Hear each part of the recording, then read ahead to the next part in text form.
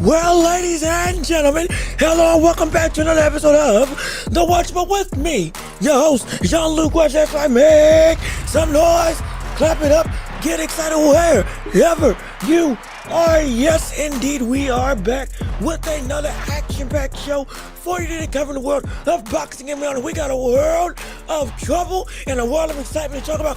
We now got confirmed that Teofimo Lopez versus Shakur Stevenson is officially a go for the boxing world on January 31st. So the role of, forget rumor, the role of speculation, who's going to win that fight is right now washing aboard on the ship of excitement for the entirety of the boxing community and sports world as a whole. But outside of that, we also got some breaking news in the words of Janibek Ali Mahanala, and potentially he popped dirty against the likes of Arizona Lara. Oh, wait a minute.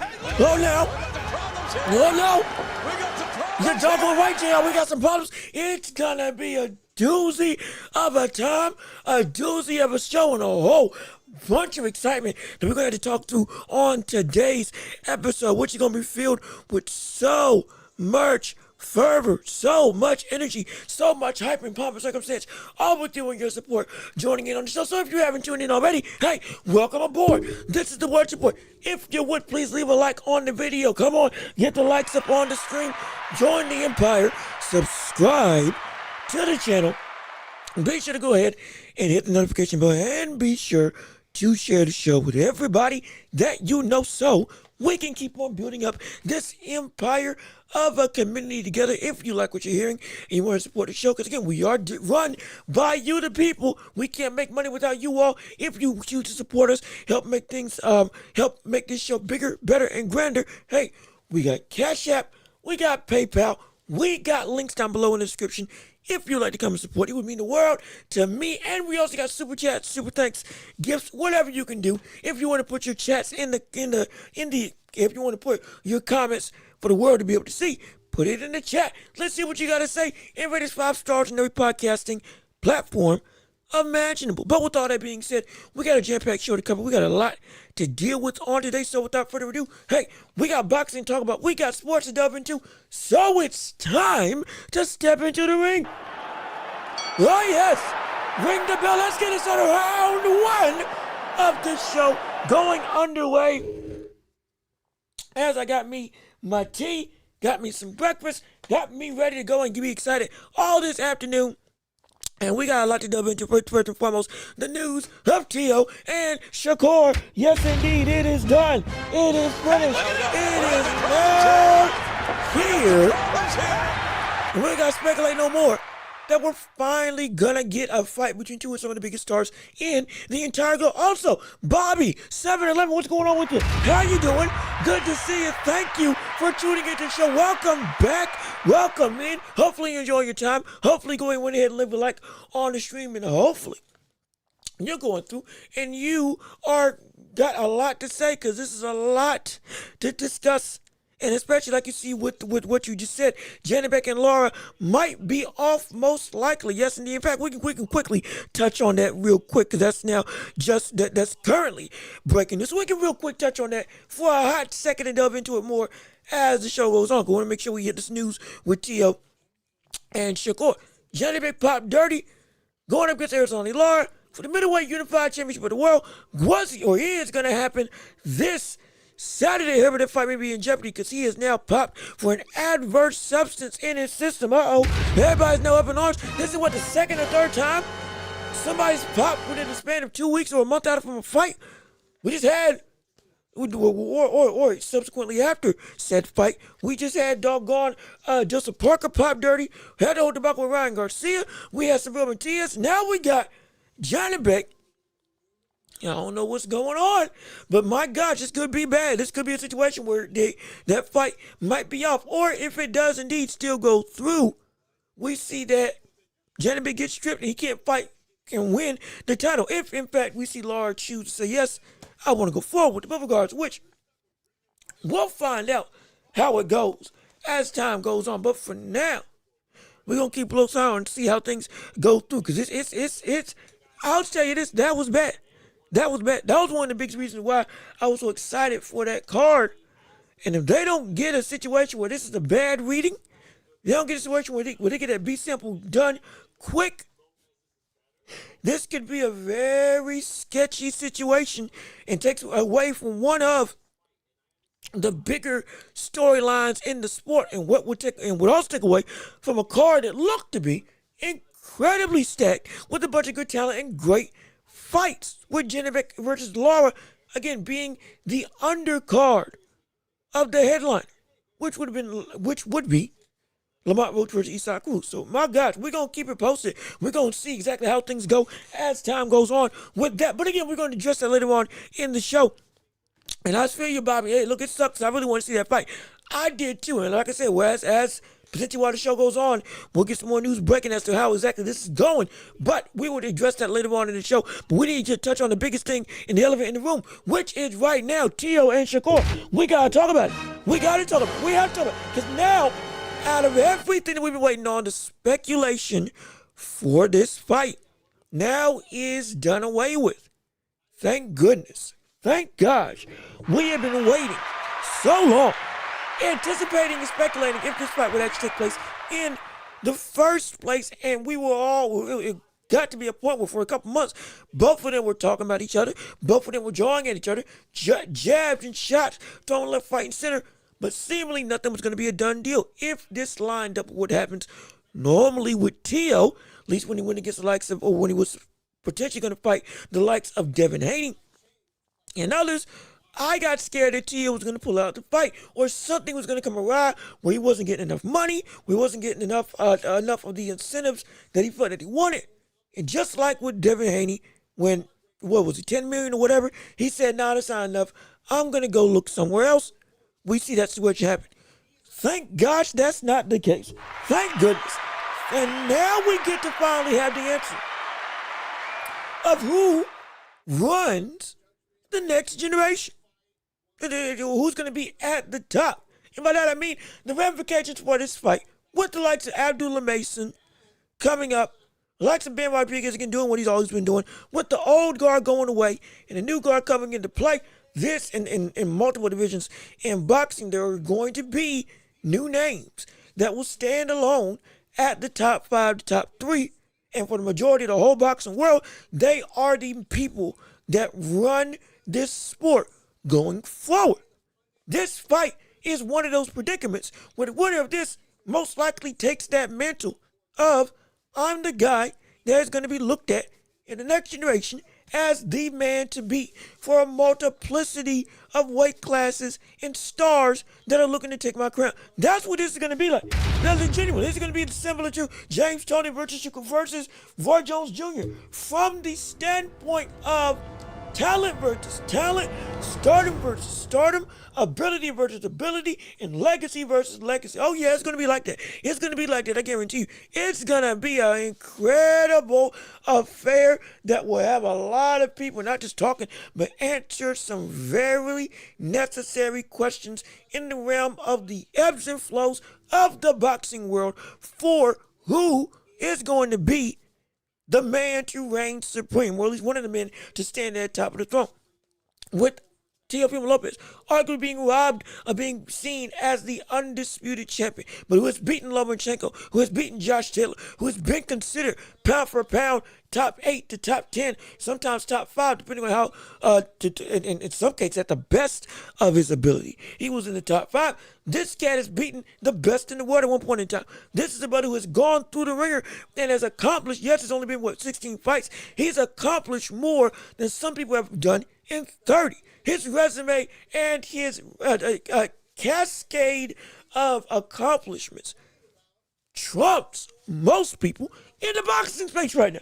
I'm dead serious. And now he's going up against another brother in Shakur Stevenson, who not only has his own cassette of accolades and legacy that he's bringing with him, 3-division champion, beating the likes of Oscar Valdez, beating the likes of Jamal Herring, going through and arguably becoming, I don't even think it's arguable right now, being cemented at this early age as one of the 10 best boxers in the world, only looking to grow and flourish from here. And now we're going to see him face to face against a brother who everybody says can actually push him to his limit. And we thought nobody could do that. Hey, it was looking like nobody was going to be able to actually propel Shakur beyond the realm of the skill sets that we have seen him thus far. Not saying that Shakur is a stagnant fighter. Not saying that Shakur Stevenson is somebody who is, how do we say, hasn't been tested or pushed. We're saying that we ain't seen the best of this brother. And we're saying that this fight could be the thing that brings that out in him. And the best performance he had was his last fight against William Zepeda when he went in and fought on the inside. Now all of a sudden the world is his oyster for how he wants to approach this potential opportunity. But going up against another killer who, to be perfectly honest, has fought at a higher level, has been at a higher threshold of competition, and has won and proved himself amongst the best in the world. Literally. That I can get up to your level and beat you. This is the brother who, amongst the Four Kings era in the modern day with Tank, Ryan, Teo, and Devin. We can also throw Lomachenko in there as well because he was, again, reigning, absolutely. Teofimo Lopez was seen as the best, or as the second best, pure talent out of that entire stock of fighters, at least on par with the likes of a Tank Davis. If you want to go that route, Devin Haney was seen as the most technical boxer. Devin Haney was seen as the most technical boxer. Ryan Garcia was the fastest hands in the world. What it looked like, at least especially amongst that Elite Four. You had Tank being the ultimate destroyer, and then Teofimo Lopez looking like the most well-rounded, athletically gifted boxer amongst that tribe of unit, all around the same time with each other. So now, with that being the case, these two are going to square off. Shakur was on the come up when they were all on top. Now he's on top. Teo is still on top. But they're at a collision course where both of them have gone through changes in their careers. And boy, I can't wait to see this fight. Oh my God. Oh my God. You want to talk about an absolute dream of an affair. A war of technical efficiency and effectiveness coupled with, again, two physical specimens, each of them whom thrive in different aspects in the ring. The distance management and the perception, almost like doggone it, Tachi, with the standpoint of being able to keep where he wants to be exactly as is. And you think you're able to reach him, but it's only an illusion. And every time you punch him, it's almost like your punches are going through his body. But in fact, he's just able to get right on the outside of your reach every single time.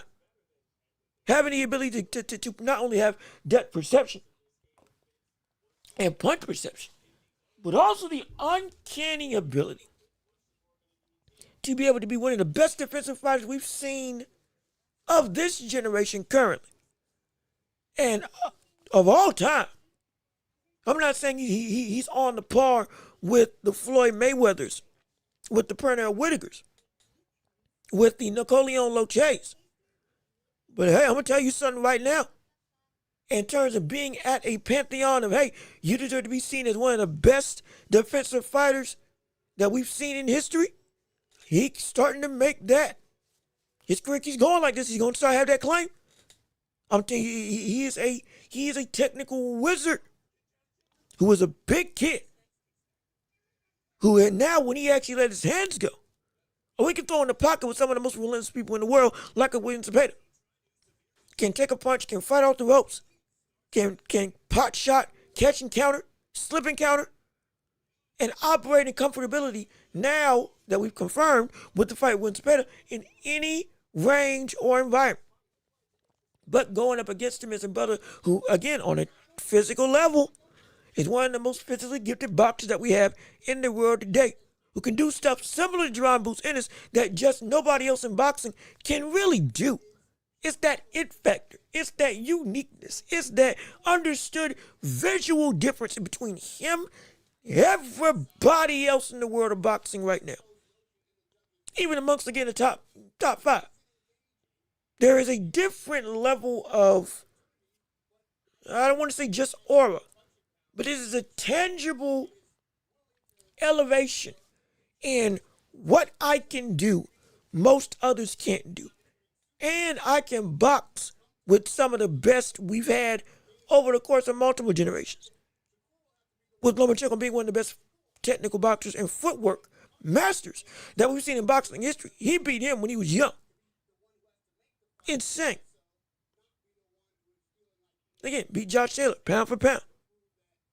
Yes, he lost to Kambosos, but once he came back after that whole esophagus or chest issue that he was dealing with in that fight, got his life together. Seemed like he went back to all of a sudden, oh yeah, I'm unstoppable, I'm unbeatable, I'm untouchable. I can throw 1,000 punches in a fight. I can go and be a counter survivor. I can go and be a boxer that makes it so you can't hit me. I can be a counter puncher. I can be a brawler. Still got enough pop that you got to respect me even at 140. Not even respect. Still, he still got some real pop. And again, so loose, so unorthodox in some states. But his mind is still one of the best out there. This fight has the makings to be an instant classic of epic proportions. I'm so serious. Also, Al Booga, what's going on with it? Hey, how you doing? Good to see you. Thank you for tuning into the show. Excited you with us on today. We appreciate your time, your energy, your effort. As again, I'm drinking my tea to make sure that we are all well and good to sustain for the entirety of the show. We do want to make sure, like I said, we taking care of our voice, taking care of our health, doing everything possible because we want to make sure we can do this show for a long time. Absolutely. But we right now we're talking about the deal with Shakur and Teo, and it's on. I believe it's in January. It's January 19th, I believe, is the date. And I'm telling you, even if you may think that Shakur is going to be too much for Teo, do not overlook the fact that there is a real possibility that all of a sudden Teo could be too much for Shakur Stevenson to deal with. I'm serious. It's early. It's absolutely early. But again, at 140. Hold on, wait a minute. Hold on. We got some problems here. See, Dan Raphael just said on Twitter the fight is up. No. Please, no. And we had covered this at the start of the show involving the fight with Laura and Janet Beck. Let me check it real quick. Let me validate this. I know, let's not clap for that. No, we ain't trying to clap for that. We concerned. We concerned right now. Hold on, let me look this up myself. Let me look this up myself to make sure that we are right and or that potentially this is wrong. Hold on, wait a minute, We checking right now. Let me see. Benavidez calls for Whitaker fight. They would like to fight at light heavyweight. Ben Whitaker, you ain't ready for that. I have a feel for. Wait, hold on. Wait a minute. I'm checking. What is Dan's? What, Dan?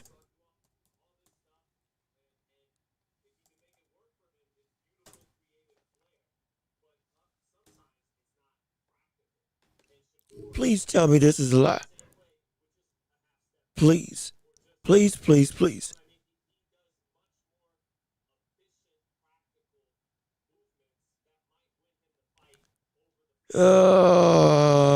Dang it. Dan Raphael, I've obtained a copy of the Valdez report. Unified titleist Janet Beck Hanla, who says positive for banned substance. Meldonium won his unification bout with Arislani Lara is now official, considered off via the PBC. Dang it. Oh, this is the worst thing I could have heard. Doggone it. I'm pulling up the thing for y'all to see right now. Where is it at? Here we go. Oh, Lord. No.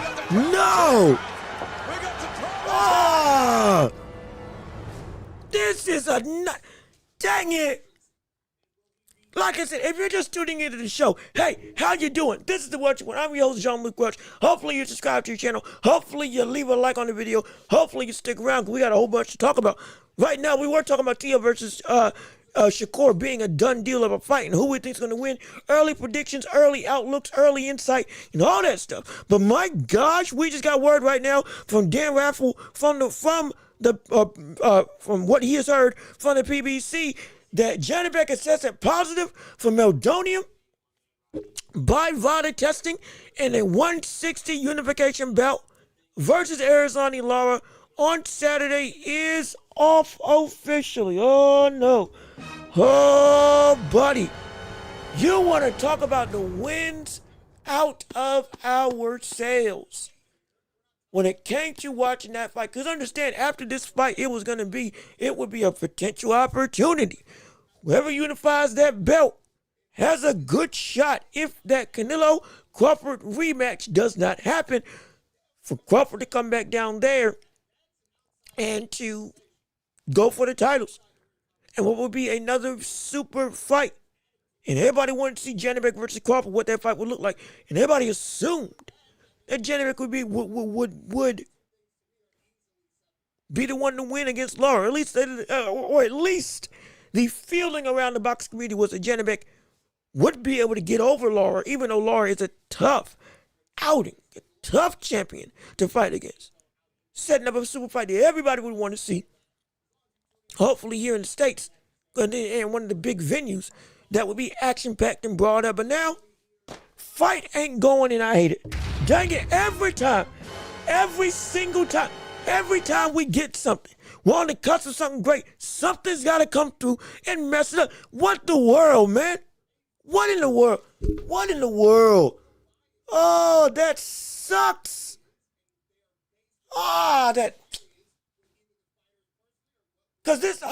Dang it, man. I was ready to see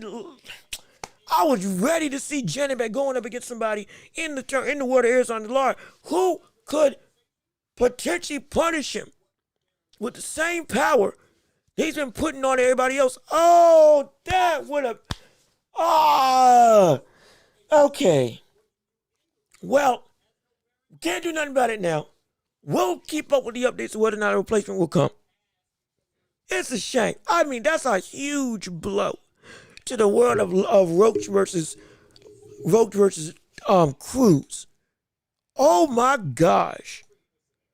This was looking like it could have been the second best card, or at least one of the top 5 cards of the year, this year, with the lineup that they had going about it. I don't know who they're going to find for a rematch. I don't. They're going to try to get another champion in there with Lara on a week's notice.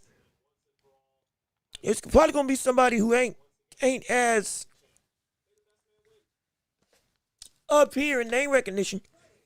Can't you even tell him? He's trying to find anybody, just to take the place. This is, shoot. Dang. I doubt we'll get a Joseph Parker, Martin McCauley situation where it's like, oh my gosh, hey, a great name. I don't know.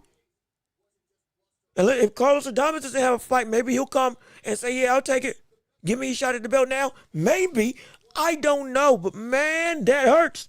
That stings. Ooh, that stings. Okay, well, look, we'll keep track of how this goes as time goes on. And we'll give you updates as we find them, as we're doing the show. But let's get back to the topic at hand, with the fight that we know is coming up. And I ain't been ruined right now. Teo versus Shakur. Now that it's a done deal. Hey, we got to start getting our takes off early. Who do you think's going to win this fight? Come on. Come on. Come on. Come on. Come on. Come on. I want to hear y'all's thoughts now. We in it now. It's the road to January is now afoot. It's time for us to get in your feelings. Get in everything that you got. I want to see what you got to say on your reactions to this fight card as a whole. Jaya Patai is this Saturday. Yeah, he is fighting. He is fighting this Saturday, which again, I'm not gonna lie. I was going to forego that fight in order to make sure I could see the whole of the Isaac Cruz Lamont Welch card with Janibek and everybody else. I was willing to miss the Jai Apatai fight to make sure I was ready to see the fight that was happening that same night. Man, that's how good that card was. Dang, that stings to Kingdom Come. But yeah, but Jai Apatai is fighting. Is he going to win? Most likely. I wouldn't be surprised if it's a knockout within the first 7 rounds. However, the only thing I don't like about it is the fact that it's not going to push him closer to a fight with Zerto, because it should be a fight with Zerto. Yeah, he's getting. It should be. I'm not. In all honesty, he deserves an opportunity to fight against Zerto Ramirez. Yes, we know Zerto is in talks right now to fight with the likes. Oh, not even talks. It's already signed and sealed. He's going to fight with David Benavidez in May. Benavidez moved up to cruiserweight. Which, again, MS, if you are in the chat, MS, I know you've been here before. If you're in the chat, brother, I would love for you to come through and talk your talk, because you were right when you said this is what he was doing. He has some inside information. Hey, brother, we said we'll see it if it happens, and we hope it does. And Lord knows now we did. So, hey, I'm still looking for it so I can give you your respect. I can ask you what else you got. So I can ask you what else you got so I can come through and get some more inside info on the matter in the world of boxing and beyond. But either way, it's there's a lot of stuff with this fight that kind of got done away. It's a shame. It was up and speak of him. Say his name when he appears. MS, brother, what's going on? Hey, brother, how you doing? Good to see you. And the man, the myth, the Nostradamus, dare I say, the mystic. Oh, Mr. Watchman, we might have to call you that, because, brother, hey, we've been looking for you for the past week and a half. You called it. Called him Candyman. Called him Candyman. Candyman's good, but I think the mystic is a little bit better. Because, hey, brother, you said that like 2 weeks out, and I was saying, I hope you're right. I believed you, and I was saying we're going to see. And Lord knows, directly after he said it, and crazy enough, I missed it because I had my volume down on my TV when he was made the announcement he's fighting Zerto. I didn't find out until after the show. Oh, my gosh, you were right. He's moving up. Hey, brother, you called it. You called it right on the news. Shoot, you called it. I did it. Benavidez even skipped some steps. He said, forget Bebo. We're going straight to, are you kidding me? We're going straight to Zerto Ramirez. Are you serious? Brother. Oh, my gosh. Oh, shoot. As soon as I get info, you know I'm blinking. Ain't taking no.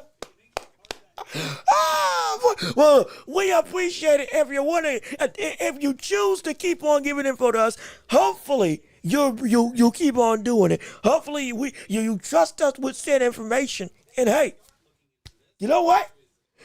If anybody doubted what you said, I think this is actually the first time on the show we've had people break news that nobody else had or that wasn't as public.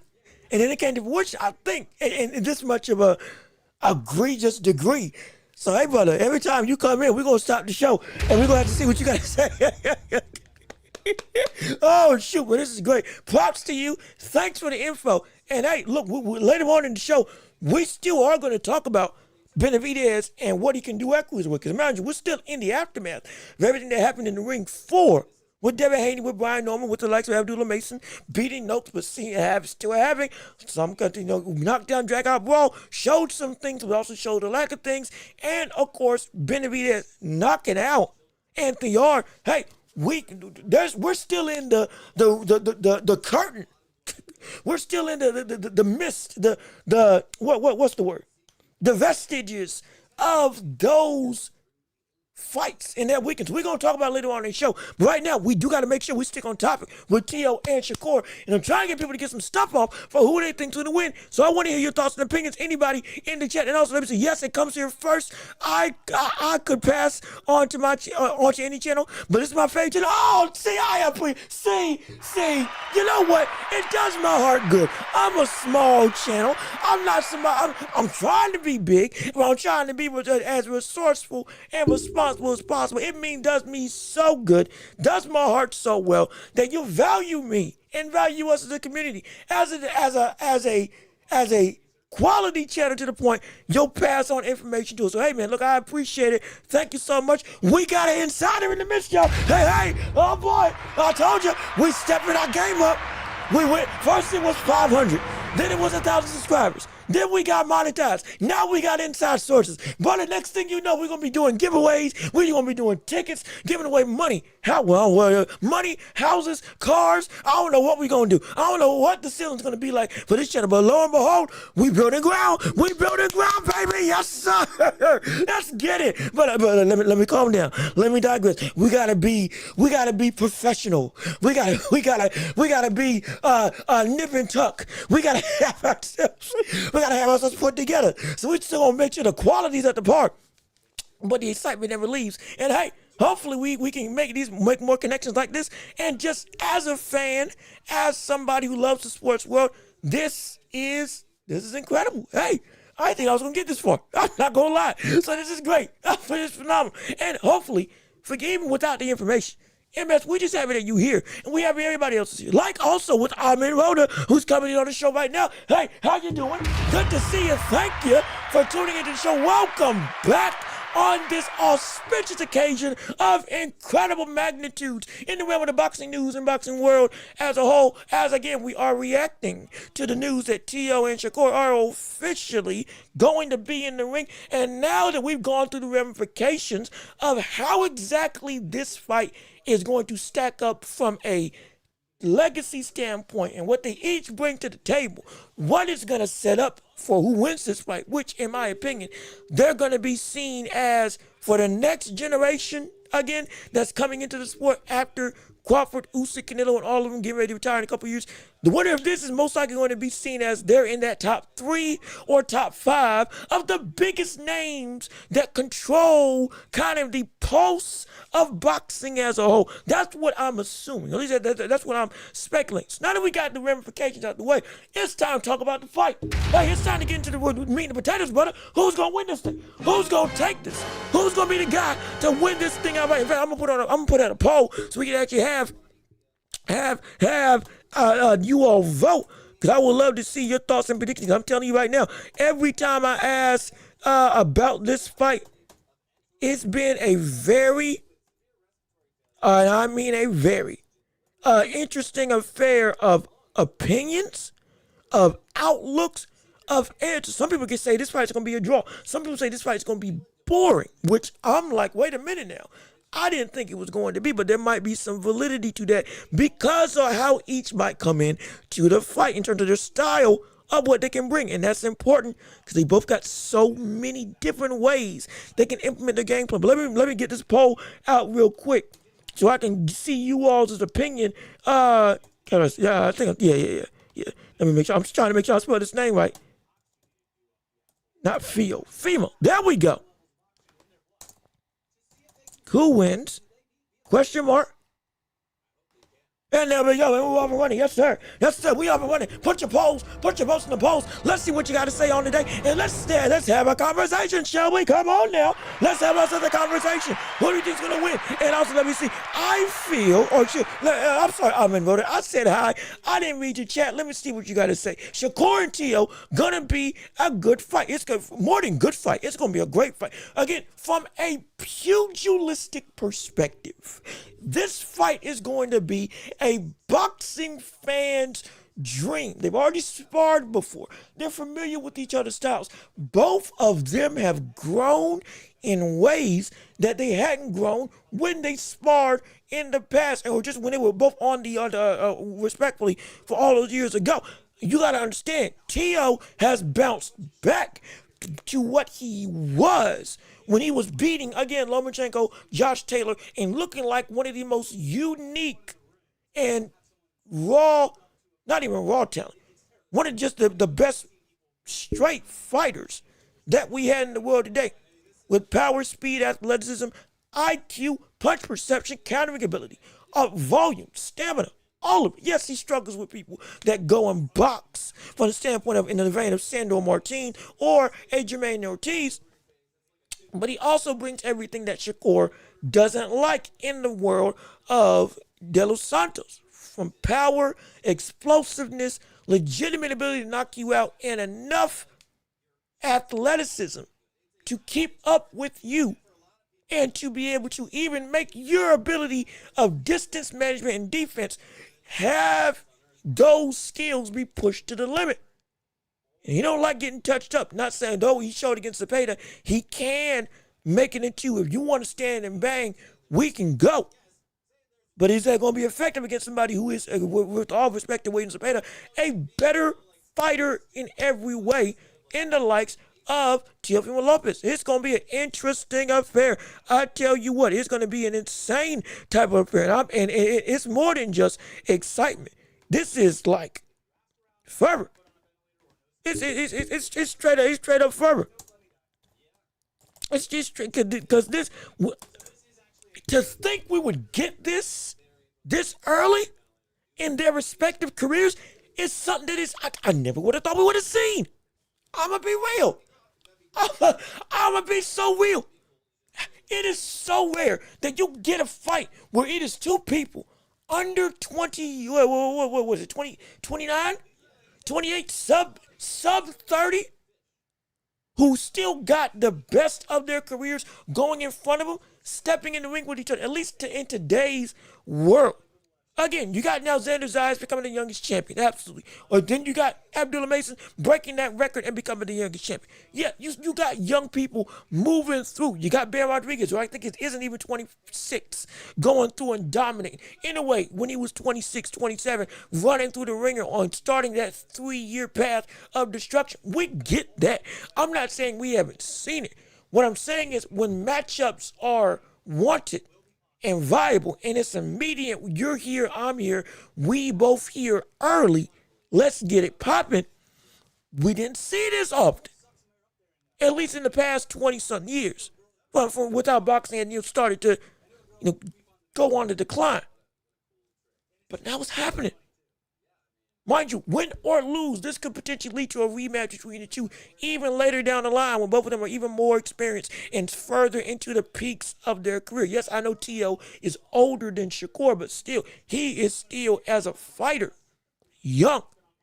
And we have seen him be able to grow and mature, both mentally and physically. So, there could be a situation where we are on the precipice, or at least from this point on, the final layers of Teo can still come into effect in his career. Again, win or lose after this fight. So, like, this is monumental. This is incredible. This is absolutely stupendous. And it's worth what? This is worth paying money. Now, I'm interested to see what else is going to be on the card. I'm interested to see what else is going to be on the card. We don't want people going to sleep before this fight actually comes about. We want people that being action-packed. I hope it's nothing but knockdown, drag-out balls, left, right, and center. I'm talking about every fight is just an absolute slugfest to make us excited for the technical war that we're getting ready to witness. It would be insane. It would be insane. It would be insane if they can make this card match up with the fight. Oh, gosh, it would be incredible. It would be absolutely incredible. But let me just keep on reading your comments and chat so I can make sure I catch what you all are saying on today. As, let me see right here. I feel Teo is getting overlooked in this fight. He might be. He might be. He might be. But but the question is it overlooking or is it doubt about the successfulness of all those skill sets against Shakur? Because I think Teo, he's gotten the respect. But it is, with Shakur right now, especially after the Cepeda fight, He's shown that, okay, he can fight with you. He can make it so you just can't touch him. He's turned people around. You can't be aggressive against him. You can't be conservative against him. Seemingly, he's been able to have success with about every single instance of fighter in a way that is all-encompassing. What is it that Teo can do, even with all those skills that Teo has? Can he go and put together the right combination of balance to beat what looks to be an impregnable defense in Shakur Stevenson if he chooses to go the uber defensive route? Because it's tough to hit a buddy that doesn't want to get hit, who's as good as Shakur. I'm not saying he's running. I'm not saying he's scared. I'm saying his style. In my opinion, again, it's sublime. But it's hard. It's hard to beat, man. It is incredibly hard to beat. But let me keep on reading what you all have to say. Teo might shot the word. He just might. And again, that's why we're having this conversation. And please vote in the poll. I want to see what you all got to say on this matter. Let me see. I just want the truth, everybody. I do too. And what's going on with you? How you doing? Good to see you. Thank you for tuning into the show. Throwing shots at Janibek. And hey, look, like I said, with the adverse findings with Janibek just came in. I'm hot as anybody. Trust and believe. I was ready for that fight. However, I also got to understand, hopefully, well, actually, not even now. The fight's off. I truly do hope that was just that it was like the A sample came back positive, B sample comes back negative. It was a legitimate mistake, and he actually doesn't have anything in his system. I'm begging, because Lord knows we just had Joseph Parker popping for cocaine, and we just had a couple other people popping dirt, and so we don't want to go through this rigmarole again. Because we just had Javier Martinez pop dirty posturing, not even last week. I don't want to go through this again. Do you hear me?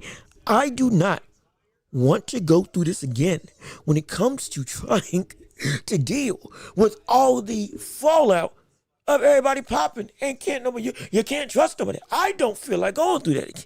Please. Lord knows I don't. Because that's going to be, where's the integrity? I know that's what people are going to say, but yeah, man, it's a shame. That messed up what would have been an incredible weekend. Because again, Jaya Patai and Lamont Roach versus Cruz and Janibek versus Lara all were happening on the same weekend. All were happening on the same weekend. Now, the card is still good, but that fight was that Janibek Lara fight, that put a ribbon around it all. That made the package worthwhile.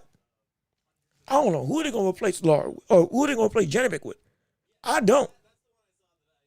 Again, Carlos Navas, maybe, if he ain't got a fight going on, if he wants to travel. But I don't know. That was the main man. For a lot of people, yeah. From a standpoint of ability. Yeah, be clear. Lamont Roach versus Cruz, that is a headline level fight from an action-packed standpoint. Hey, I'll give respect. I'll give it that is a headline type of fight. Lamont Roach versus Isaac Cruz, with what Lamont Roach did to Tank. Everybody trying to see what he's going to do. If he does beat Isaac Cruz in a dominant fashion, just beat him cleanly, all of a sudden that validates his skill set. That makes him a real threat. And now you got the likes of at 140. Now you got Teo and Lamont and Richardson Hitchens, formerly Sabrina Matias, but now that is, Osterring, but we'll throw him out. But even still, you got a litany. And Gary Antoine Russell, you have a ton of top-tier talent at 140, along with Isaac Cruz, along with, I believe, Valenzuela. You got a lot of great talent. If Lamont Roach is there, that only adds to the melting pot of intrigue that everybody wants to look into inside that cauldron and see what's getting cooked up. Because every matchup then is legit exciting. And you couldn't say that Lamont wouldn't be a legit star if he does beat Cruz. And those types of fights wouldn't be something everybody would be clamoring for. I'd be clamoring for them. So it is worth a headliner, a type of fight. It's just like from an ability standpoint. Lara and Janibek was the best fight of the night. That was going to be the best fight of the night. That was going to be the best display of everything that we wanted to see, not just violence. That was going to be it. That was going to be it. And I'm hurt. I'm hurt. I hope they replace. I feel bad for Lara. I feel horrible for Lara, and I hope they do replace him with somebody worthwhile. But boy, that's a shame. That's a real shame, man. It's a real shame. Let me see. I feel T.O. might KO Shakur Stevenson. Well, here's the thing. He absolutely can. He absolutely can. He absolutely can. No question in my mind that he can. We know that. But I'll also say this. T.O.'s got the power that, yes, if he caught Shakur clean, he could hurt him, rock him, all of a sudden started cascading domino effect that, oh, shoot, he might be in trouble. Absolutely.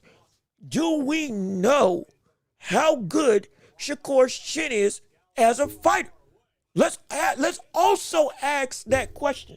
Do we know? I hit the wrong sound, but even still, it still works. Do we know how good Shakur's chin is as a fighter if he does get caught by the likes of Teofimo Lopez? Now, the fight isn't just going to come down to you catch him, you hurt him, okay, the fight's over. It's not going to be like that. But it does have an effect on the style at which Shakur will fight throughout the night. For all of a sudden, we see that his chin is indeed vulnerable to what the likes of Teo can put on him.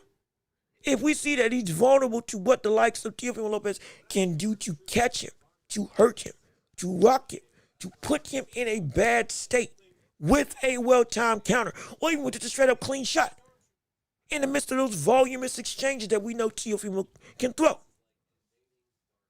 We don't want to use De Los Santos as strictly the only framework for if you got power, this is what's going to happen to Shakur, he's going to run. We're not going to do that. We also understand he was injured in that fight. He hasn't fought like that before or since. He's been defensive. He's been conservative. Definitely. I've gotten on him for only just winning the night and not trying to end the night and not using all the tools in his tool belt like he did against Hard Jr. He showed he used those tools against the likes of Oscar Valdez. He showed those tools against Yoshino. He showed those tools against Josh Padley. And he showed those tools against the likes of William Zepeda, which is great. But does he go back into that reclusive standpoint of not doing all of those things and using the whole Batman tool belt per se against an opponent who again has pop and has a physically, I'm gonna be honest, who has a physical advantage over Shakur, which again is very rare. It's very rare. The last person who had a physical advantage over Shakur is De Los Santos, and you see what happens. Oh, you saw what happened? But again, I'm not trying to use that as just a reference. But I am saying while I don't want to use that as just the thing, that one fight as the only pin to say, yep, Shakur is going to be in trouble. Because it's not the only case. It is a necessary pin to look at because there's too many consistencies with what De Los Santos was and what Teo is. And then what De Los Santos was able to do, yes, it was an inch Shakur, but still was able to force Shakur to have to do because of those physical advantages that Teo, in theory, can also do and also back Shakur in that same type of corner from a physical disparity standpoint. That's why this fight is so intriguing, enticing, concerning, and it's so well and good, enthralling. That's why this is why, like, I'm throwing this stuff out there because it's not just trying to make up opinions. This is real. This is legit. These are real aspects of the fight that can potentially be very dangerous for Shakur. Absolutely. Shakur got hurt by Zepeda. He got caught with the jab off balance. Almost got knocked down. You can make an argument that he should have gotten knocked down from that. But in terms of like hurt, outside of that jab that caught him on the ropes, I don't think I saw him like wincing pain type hurt. I don't know if I saw him wincing like being like, oh yeah, he got put in trouble. Outside of again the off balance shot that Zepeda caught him with. It was a well timed shot, absolutely. But I don't know if I would classify that as like him getting rocked or getting hurt. But he did get put, again, in danger. And again, if Teo had that same opportunity and landed that same shot, maybe Shakur does go down. Even if it's from a standpoint of, okay, I'm off balance. Still. We also understand that that Teo is a better, let's be honest, he's a better combination puncher than Zepeda. Whatever issues that you say Zepeda had, or that you say Shakur had against Zepeda, are expounded by 5 when going up against Teofimo Lopez from an ability standpoint. And, as well, the damage that would be incurred if that fight did turn into a Zepeda-like affair would be well and good more egregious than what Zepeda was able to do to Shakur for the whole of that fight. He still landed more shots than anybody else in Shakur's career. Absolutely. But again, Shakur could take the power. He could take the punch. Either blocked a whole bunch of stuff or nothing really got through clean and he wasn't feeling in danger. He felt comfortable. He felt at ease. He felt as though, yeah, I'm going to prove a point, but also I can keep on proving a point because this guy doesn't have what it takes to make me have to go and change this type of game plan. Is he going to fight like he did against William Zepeda? Most likely no. Most likely not. Be clear on that. Most likely that's not going to happen. He's most likely not going to fight like he did against William Zepeda. Most likely. But in the standpoint of the ability for Teo to win, it would be advantageous if he turned this into aspects of William Zepeda. Where, okay, force Shakur back on the ropes and let him again feel comfortable. Because I'm not Zepeda. I'll be able to score through that guard if you give me those opportunities, at least in Teo's mind. But I also won't let you just be able to catch me with counters because I'm being overly zealous. I'll be smarter. And I'll make you feel it. You're going to feel this stunning level of power. Even if it is on your block, that will make you want to get off the ropes. But then I won't let you. See, now, if Teo is smart, but if Teo wants to really have an aspect of methodical game plan, let him get comfortable, and then you make him uncomfortable afterwards. Force him to adjust, and then don't let him adjust. Does that make sense? Okay, I'm going to get on the ropes. I can feel your power. I can take what you got. Boom, boom, boom. Up. Okay, he's got a little bit more sting. Okay, let me go to box with him. Up. He's not letting me box now. He's not letting me get out and escape. He's not letting me go through and get off these ropes. Now, I don't want to be here, but I got to be here. That can be a very dangerous thing for the likes of Teofimo Lopez. Now, again, Teo's power at 140 hasn't been the same either. From the standpoint of against other 140 pounds, we can attest to that. Not saying he ain't got pop, not saying he can't punch, but I'm saying it hasn't been the same. The knockout streak and the devastating nature of what Teo was at 135, it's not the same up here at 140. Could that be for better or for worse against Shakur? Because Shakur, this will be his first fight at 140. And he still would have the vulnerability of somebody at 135. Hypothetically, okay, advantage for Teo. But Shakur's durability goes up just as with everybody else is at 140 right now. Now it could be what if that power isn't as prevalent or dangerous. of a threat. It still is a threat, but it's not as dangerous of a threat as with Shakur Stevenson. It can cause a whole bunch of problems. Let me keep on reading you all's chat so I can make sure I don't miss anybody. Let me see. Johnny Blake, what's going on with you? How you doing? Good to see you. Welcome to the show. Welcome back. How you doing? Hopefully leave a like on it. Please leave a like on the stream. Please do, because it is a world of help to help push this show out to the airways of the algorithms. Let everybody know that this is the place to be on the live on this Tuesday afternoon, and we do this 3 days out the week. So hey, we do this all week long. So it's gonna be fun. It's gonna be hotly contested in terms of the entertainment. And it's gonna be exciting to watch. No question about it. I'm glad that you're here with us on today. I heard Elijah Garcia is a candidate for a replacement to Jennifer. Oh, okay, so we might get Elijah. Okay. All right. Now, is it gonna be as good as Jennifer Gallar? No, but if that doesn't come to fruition, okay. All right, I can understand it, because again, this is last minute. But if this does get corroborated as true, I will go and validate. Like I said, I'm checking Twitter and all the social medias while I'm also doing the show. So I'm trying to refresh and make sure I can give you updates as well. Let me see if T.O. lands the same shot, Shakur. That same shot, Shakur will go down. Yeah, no, I don't doubt that. I don't doubt that at all. Let me see. Hey, Tay, what's good with you?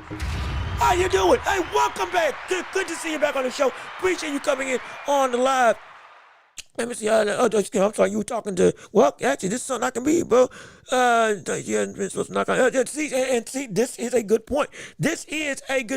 Bro, y'all had to be stopped. Tio hasn't had a explosive knockout since pre-Cambosa. And again, that's why I said at 140, his power hasn't been the same.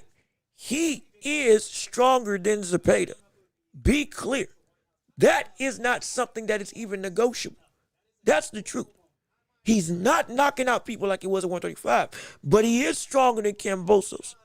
And he's stronger than Zepeda. And we know, even with the likes of De Los Santos at 135, Tio is a better fighter and at minimum carries his level of power at 140.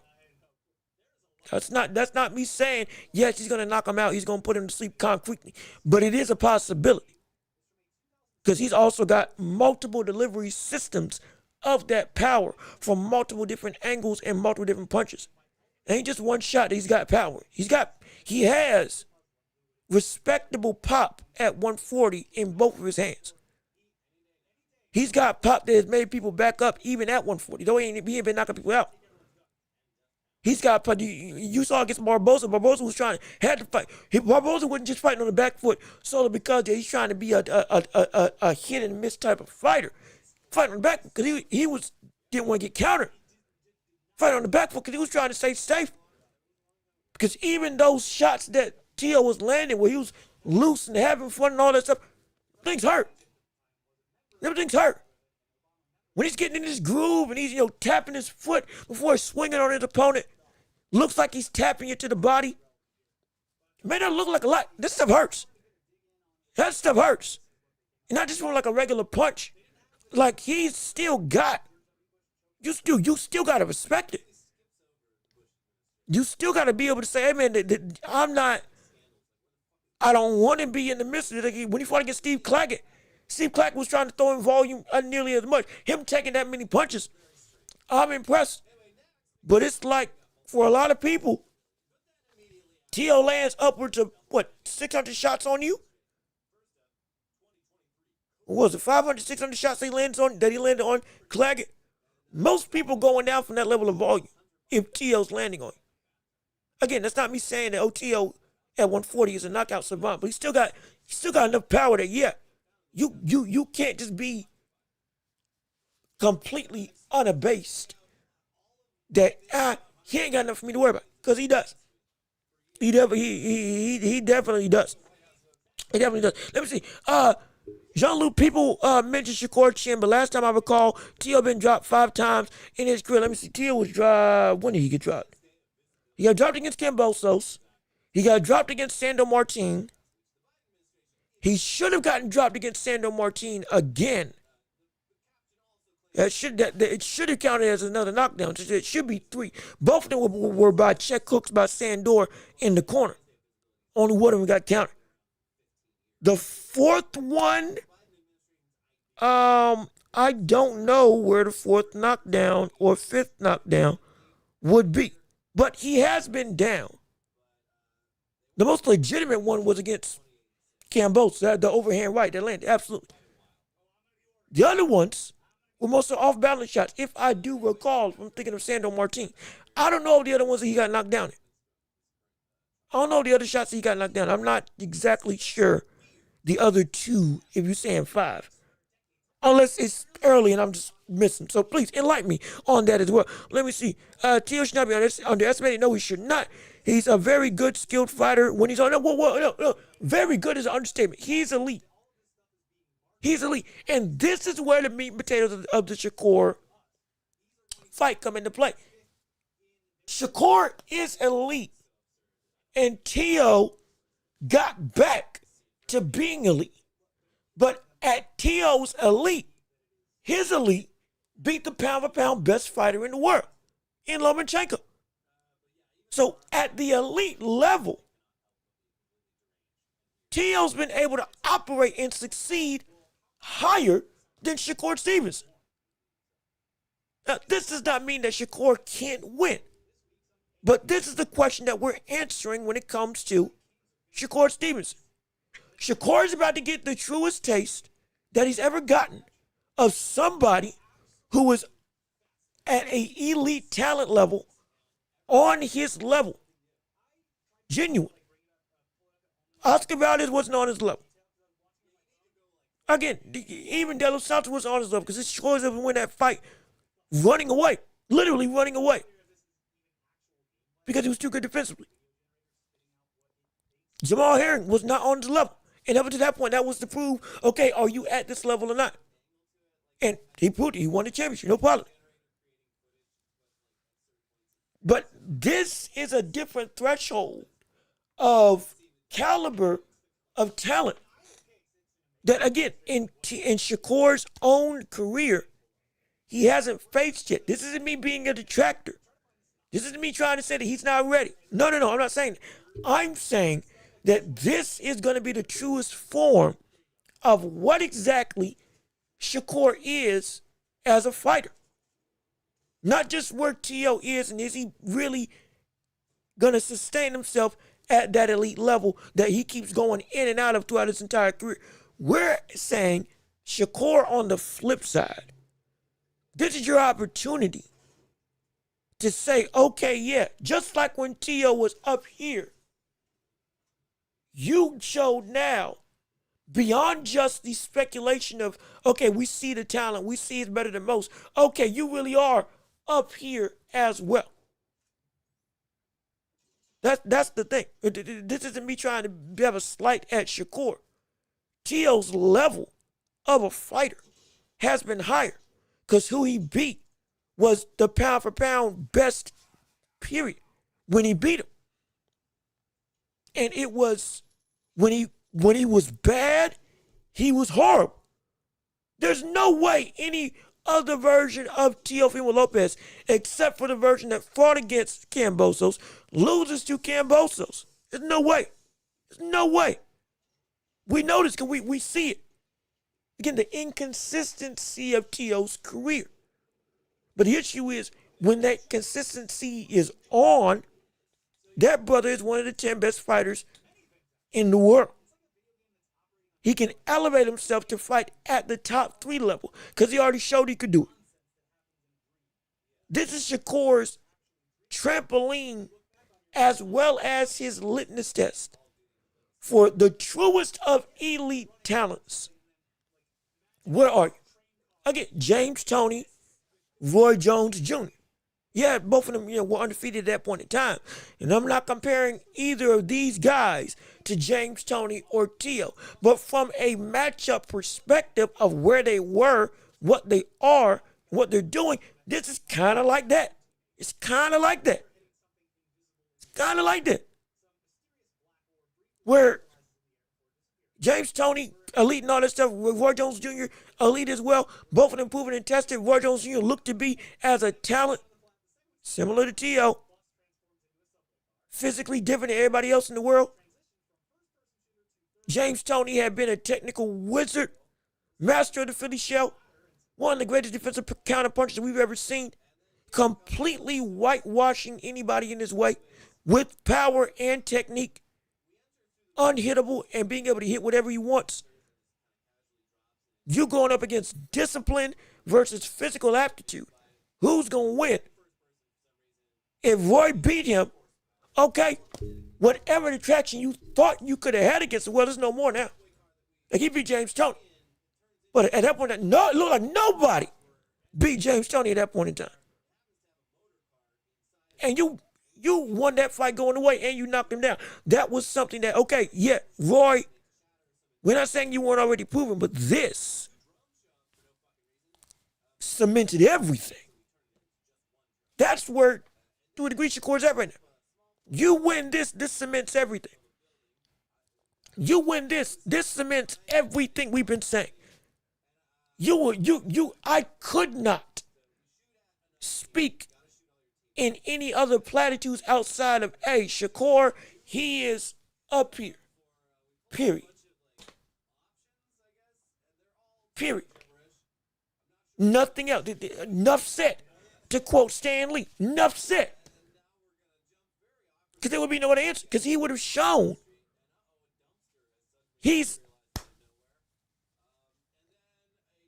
when he faced up against somebody that was completely perceived as on or above his level, especially when he's locked in, you beat him, there's nothing else anybody can say. That's where Shakur is right now. But he's never been in this position before because nobody's been able to match up with him in any way like with Tia. Nobody. From reach to speed, IQ on par, footwork on par, or at least footwork can get up to the level. Power, as big of a threat as you've had throughout your entire career. Counterpunching, if you make a mistake, Shakur, you can get caught. And going by the framework and sparring, both of y'all were hesitant to go against each other. From the standpoint of both of y'all were hesitant to make moves against each other because you both were cutting off options for the other fighter, all without throwing a punch.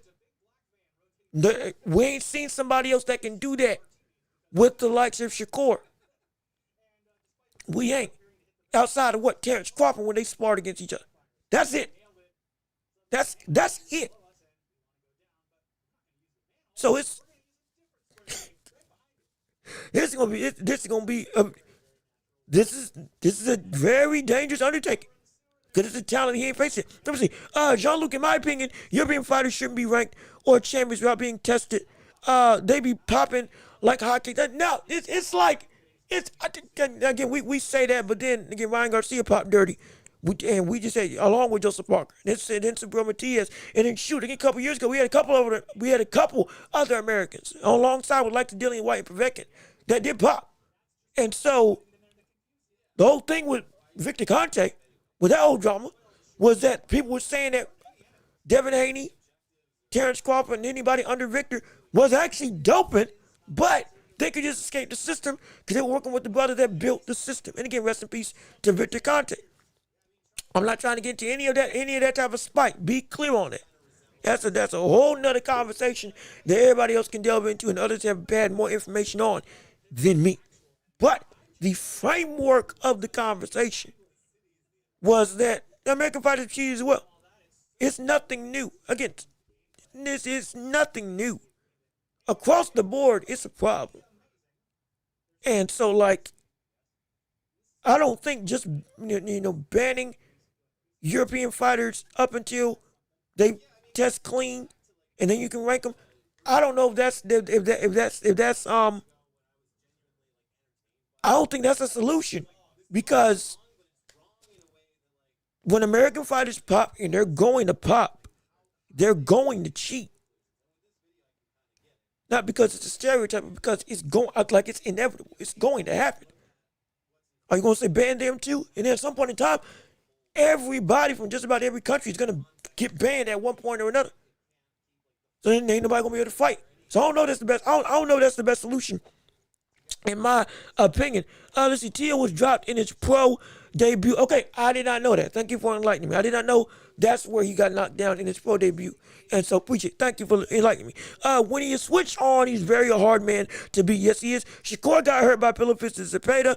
He outskilled Loma, the Matrix. A rare thing to do. Yeah, it is. It is. Like I said, again, it's only been him and Devin Haney, which again I think Devin Haney still lost that fight, but even still, Shakur ain't fought someone like Tio. Yes, he hasn't. Tio experience might be factor. Might be factor plus his skills. It's gonna be. You know what's really gonna be a situation? It's gonna be, in all honesty, this fight's gonna come down to one big thing. At least I get early on speculation. This fight's gonna come down to one big thing. One big thing. One big thing. This fight's gonna come down most likely to one big thing. And that is the question, has Teofimo adapted to being able to fight defensive fighters? Has he adapted? Has he adapted? With Jermaine Ortiz, with Sandor Martin, still fresh in all of our minds, and when he was fighting, the biggest struggles that he's had in his career, outside of the loss to Kambosos, which again, that fighter had stuff when Kambosos fought Tio. Tio had problems with his lungs, I think esophagus and lungs, and completely was out of it from the standpoint of him as a fighter. He's never looked that bad before or since, so like we get it. Still lost, but I digress. The biggest struggling styles that he faced off against is what Shakur is as a fighter. Back foot, very much counter-oriented, defensively trying to not just turn you, but hit and run. And by run, I mean check hook, angle back out, force you to have to catch up with them and lock them down.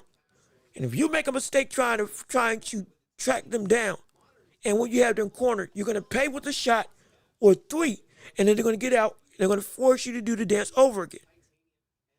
A defensive counter-punching style with great feet as the movement tools to keep on keeping you off balance. That is the one framework and style that everybody is still concerned about when it comes to Tio as a fighter. Can he go and accomplish a change in that regard? Can he do it? Is it in him to have that as a real, not just skill set, but as a real worked out plan of attack to stifle that type of boxing? That's the biggest thing I can get. Because again, Barboza is not Shakur. It's going to be a situation where it's unique in this situation because the likes of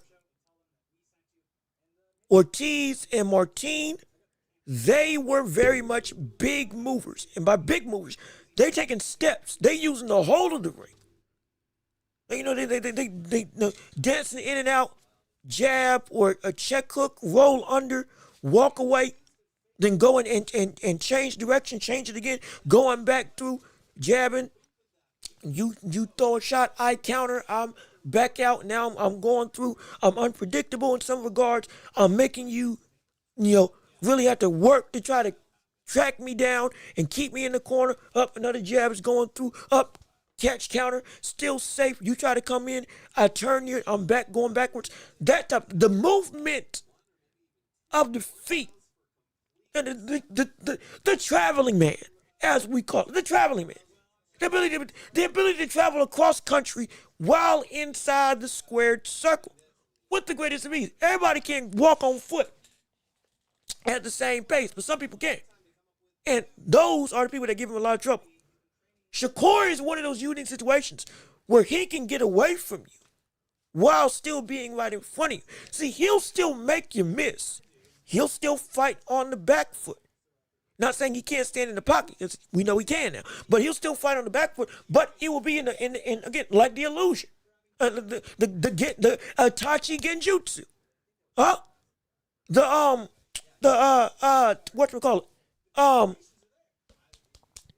Aizen from Bleach. His Bankai. Where you will go through, and what you think is there ain't really there.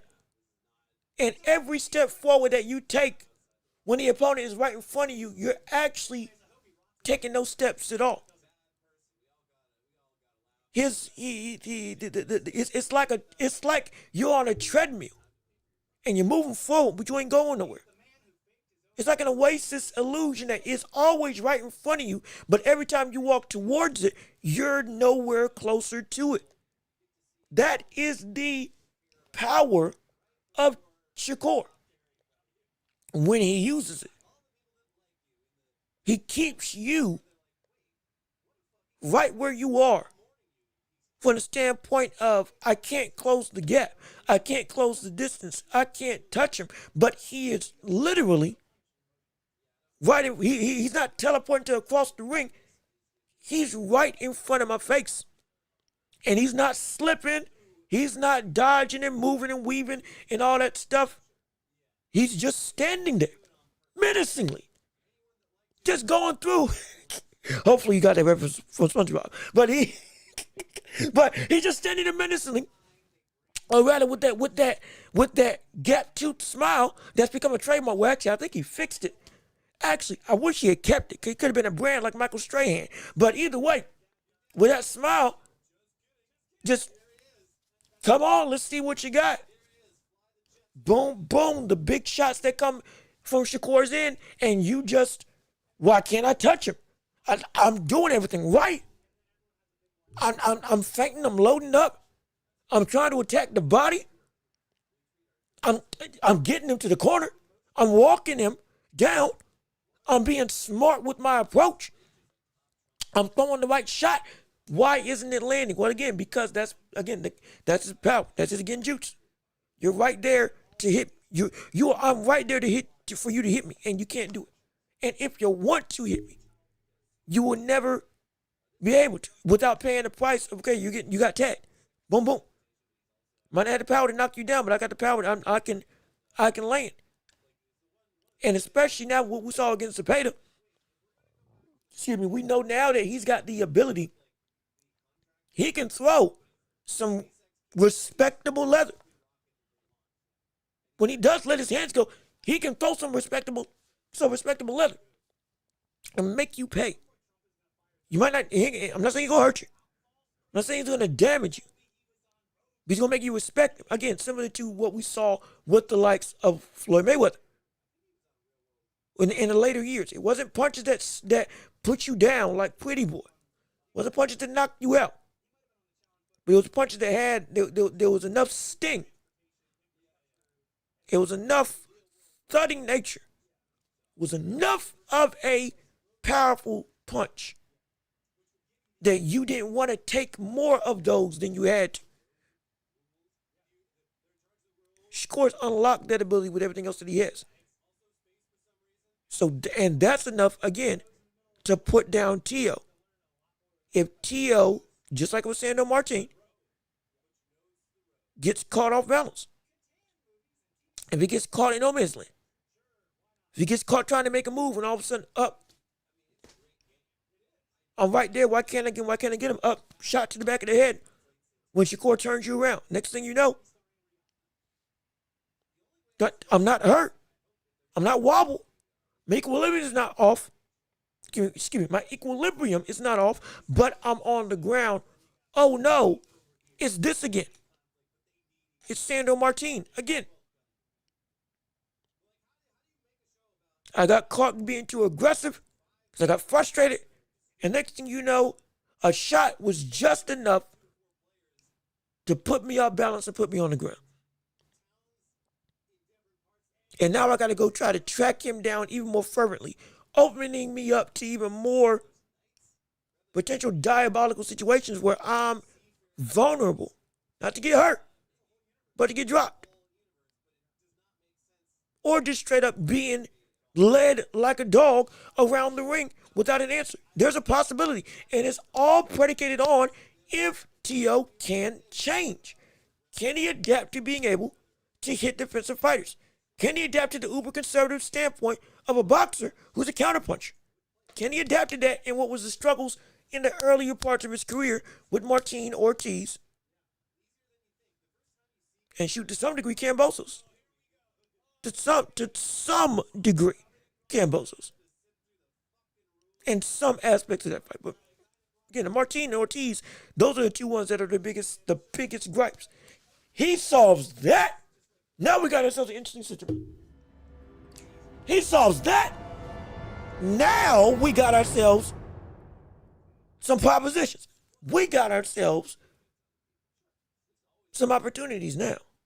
If he solves that, for the ways that this fight can go, it's even bigger rabbit hole if that happens. But that's what's going to be predicated.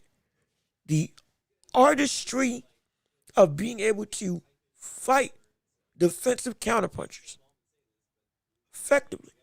Since you've gotten back to your Gordo Lopez ways, can you get there? And when he is in front of you, break through the illusion of the genjutsu that he puts on you in terms of Shakur that he does to all of his opponents. And you actually are able to tag him consistently. And you're not getting into the same traps that you got caught against with other similar stylistic fighters like with Sandor Martin. Shakur Stevenson right now is building up to be what a better version of Sugar John would be to Boots Ennis. From the standpoint of you won, but you struggled in these types of fights. Hey, but this is a better version of the same brother that you were having troubles with initially. Like imagine if a better version of Sugar John came up at 154. All of a sudden, yeah, I'd be concerned for Boots. Which in this case would be potentially Idris Majimov. That's an X-Factor fight. Because that fight for Boots is incredibly hard because of who Boots struggles against. Just like now with Teo and Shakur. As much as we can say that Shakur is facing up against the biggest epitome of danger that he's faced with in his career, same thing goes for, or a similar thing goes for Teo in the standpoint of, he may not be Lomachenko, but Shakur Stevenson is also everything that Teo does not like in a boxer, in a fighter, as a stylistic nature. And is the best version of that very style that you despise as a boxer, that works the best against you. So they both cancel each other out. Hypothetically. And shoot, that's why I said earlier on, this fight might be boring. Some people were saying this fight might be boring when I was talking to people about this fight. And I was thinking, oh, you out of your mind. This is going to be a great affair. It could be that it could be boring. Because of the fact that they're both going to be so tentative in recognizing each other is my biggest kryptonite for what I bring to the table. All of a sudden, nobody wants to make a move because lest they get drawn into the very trap that they struggled with this stylistic fighter in a more egregious way, because you're better in that same style than anybody else that I face on both ends of the spectrum. It's a mess from the standpoint of potential ability that each of them are going to put on display. Because it could be so high that nobody does anything. It could be so high that hypothetically nobody does anything. Because then they're both so respectful of each other, and they're both so smart. Each one of them understands what it means to make a mistake against the other. So why risk it? Make sure I do my right stuff. So, we fighting. We standing in the ring. All the anticipation's high. Oh, no, I thought I was going to throw a jab. Oh, no, he's not throwing. Thought I was going to throw it right straight. They both missed with the jab. both missed with another jab, and they've yet to close the distance. Because none of them want to go and deal with what the other has to offer. Because again, each is the other's biggest kryptonite at a level that either T.O. has faced before in the past or that Shakur has never faced in his career. Because of, again, how the careers have panned out thus far with T.O. facing higher talent. So I'm telling you, it's going to be an interesting affair. Absolutely. T.O. is an adaptive fighter. He might expose Shakur. It would be shocking if he exposed Shakur. It would be shocking if he exposed Shakur. If he exposed Shakur, mind you, when we say exposed, we're talking about performances that are, oh, okay, yeah, you ain't that. Brian Norman got exposed when he fought against Devin Haney. Oh, okay, this is really the fighter that you are right now in your career. No shade, still great. No shade, he still can be a phenomenal fighter. Still can be an incredible fighter. But we know what he is now. Spence got exposed when he fought against the likes of Terrence Crawford. He still is a phenomenal fighter, but okay, this is who's really the best in this division. Oh, it should have never been a question in the first place. You got exposed. We've seen fighters, Deontay Wilder, got exposed when he fought against Tyson Fury, or after his fight with Tyson Fury. When he fought Joseph Parker, Big Bang Jang, and all that stuff. He got exposed. Oh, okay. Shoot, no, in that fight, in that trilogy with Tyson Fury, Wilder got exposed for the type of boxer that he was. Oh, you're not who we thought you were. This is what you really are. If T.O. does that to Shakur Stevenson, buddy, that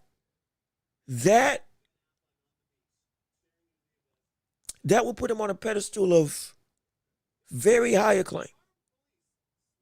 That will put him on a very high acclaim. Mind you, winner of this fight most likely gets into the top 6 for pound. Most likely. Whoever wins this most likely gets into the top 6 of the boxing world. Pound for pound. Almost assuredly, because of how talented both of these people are. If that happened. So if he exposed Shakur and showed the world, oh my gosh, wait a minute, Shakur might be below the level that we thought he was as a boxer. It's still gonna take something insane to beat him. But T.O.'s on a different playing field than Shakur. If we are having those conversations like that, shoot, man. That's some pound for pound shake-up type of stuff. That is, that's the type of stuff where I don't know who beats his butt at 147. That's the type of stuff where if you beat Shakur, you can beat Devin Haney. You could be the best welterweight in the world if you moved up today. If you can beat, because I think Shakur's a better fighter than Devin Haney. You beat Shakur. You beating Devin Haney. And you beating Brian Norman. And you beating everybody else at 147. Most likely, if you do that. Now it's 154. That's where the meat and potatoes really come up. And that athleticism with the likes of the IQ to beat Shakur and Lomachenko. And Shakur is in the and with Shakur is in the oh gosh, I'm stuttering. And with Shakur, that win is in an exposure type of performance. That would be monumental. That would be ridiculous. That would be insane. Suppose Shakur, what do you mean exposed? And again, but by exposed, I mean show Shakur or show the world that Shakur is not as good as you said that he was. But that's what I mean when I say exposed. Because again, Wilder, I reiterate, Wilder got exposed by Tyson Fury. Oh, okay, this is what it's like. This is where Wilder really is as a boxer. And then subsequently afterwards, it got put in stone when he fought against the likes of Zhang and Parker. You aren't there are indeed massive levels to this. And you are not there. Not right now anymore. It got found out when everybody was saying something different. Brian Norman versus Devin Haney. I reiterate, Brian Norman got exposed because of what everybody was saying he was as a fighter. The boogeyman, understandable. Knockout savant, absolutely. The best welterweight in the world, relatively no. Very few people were arguing against that point. And he had beaten some legitimate names to be like, okay, hey, there might be something to this. And Devin Haney put him on a lesson in boxing that completely was not even close in the slightest. Where everybody was saying, oh my gosh, why did we ever think that Brian Norman could beat Devin Haney? There are levels to this and you're not there in the slightest. That is exposure. It's not bad, but that's what I call it because it shows you what something really is. And to an egregious degree that we overestimated what the actual reality was. If that's what I mean when I say if Teo does that, and all of a sudden we're saying that Shakur Stevenson of all people isn't on that elite tier of top shelf talent, and Teo is that barrier that where we thought Shakur actually was, he ain't really there. Because this buddy just showed you what it meant to actually be there. That would be an exposure that would say, oh my gosh, Teo, brother, we underestimated how good you really are. Oh shoot, we got to reevaluate some stuff. Devin Haney wasn't even in my pound for pound before he fought Brian Norman Jr. Next thing you know now, because of how dominant that performance was, he's in the top 10 for the Ring magazine. And I was like, oh my gosh, this was shocking in every way. You're almost perplexed at how lopsided it was because of what you knew about each fighter. Okay, there is a threshold that where we thought Shakur was, he ain't. If that does happen, not saying it's going to, but that's what I say exposure is for me when I'm talking about boxing. But like I said, everybody's got different definitions, so I'm not saying I'm right or wrong. It's just how I hold it and how I view it. So here's what it is. But also I need to make sure I go back on the poll and see what you all got to say. As currently we got 62% of y'all right now see that Shakur would be the man to beat Teo. That Shakur would beat him. Well, oh my gosh. My goodness. Hey, I didn't think it was going to be that lopsided. I did not think it was going to be that lopsided. Now, I would love to hear the whys for some of these because this is incredibly interesting. It's incredibly good insight. Absolutely. Because this is, my gosh. I think it was going to be this disproportionate. But I would love to hear you all's reasoning because this seems like it's going to be for a lot of very good edifying conversation. But let me see. Armin wrote Teo might show the holes in Shakur's game. So he could. Now, I do want to know what holes you see in the game of Shakur Stevenson. I would like to know what holes you all see are vulnerable. And from your perspective, again, we're going to have a lot of time to break down the thoughts. We're going to have a lot of time to break down a lot of stuff going on in the boxing world. We're going to have a whole bunch of time to figure out exactly how this fight's going to go in a whole bunch of conversation. But in your opinions, I would love to hear your thoughts on the matter as to what you think the holes in Shakur's defense are, or just in general, as a fighter, that you could see Tio expose, as well as for Teofimo Lopez. What holes could he have that you see, hey, this is why he's going to lose? Because the buddy's got a problem with this, that, and the third. Even the counter punching, whether it's the speed, distance management, does the buddy throw the same combination too many times? Is he too predictable in some regards? Love to hear your thoughts and opinions on it all. Let me see. Trying to go through real quick and check more on the decision with the boxing world right now. John. Oh, let me see. Jonah Gonzalez is the replacement for Janibek. Oh, okay. All right. Okay, so they got a replacement for Janibek. Fighting against Laura. Janibek will also be stripped. For real? Okay, wait a minute. Wait a second. They're fighting. Could have been the opponent. That was sort of clean sport. I was surprised when I read the news. Statement from Janibek. Everything was clean. I have not made any change to my vitamins. I don't know what happened. Second test, so I require a retest. Yep, he's going to get a retest and see how that comes out.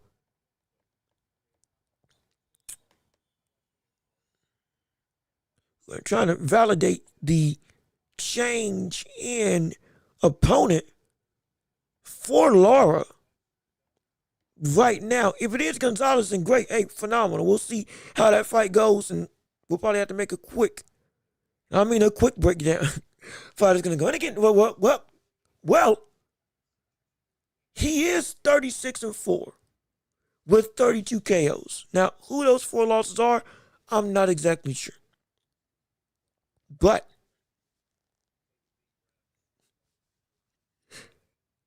if the record shows that what this brother actually is, in fact, let me look at who's beyond. Let me look at who let me see here, John Gonzalez.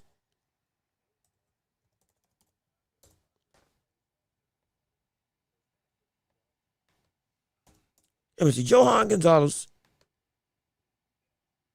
Who has he beaten anybody?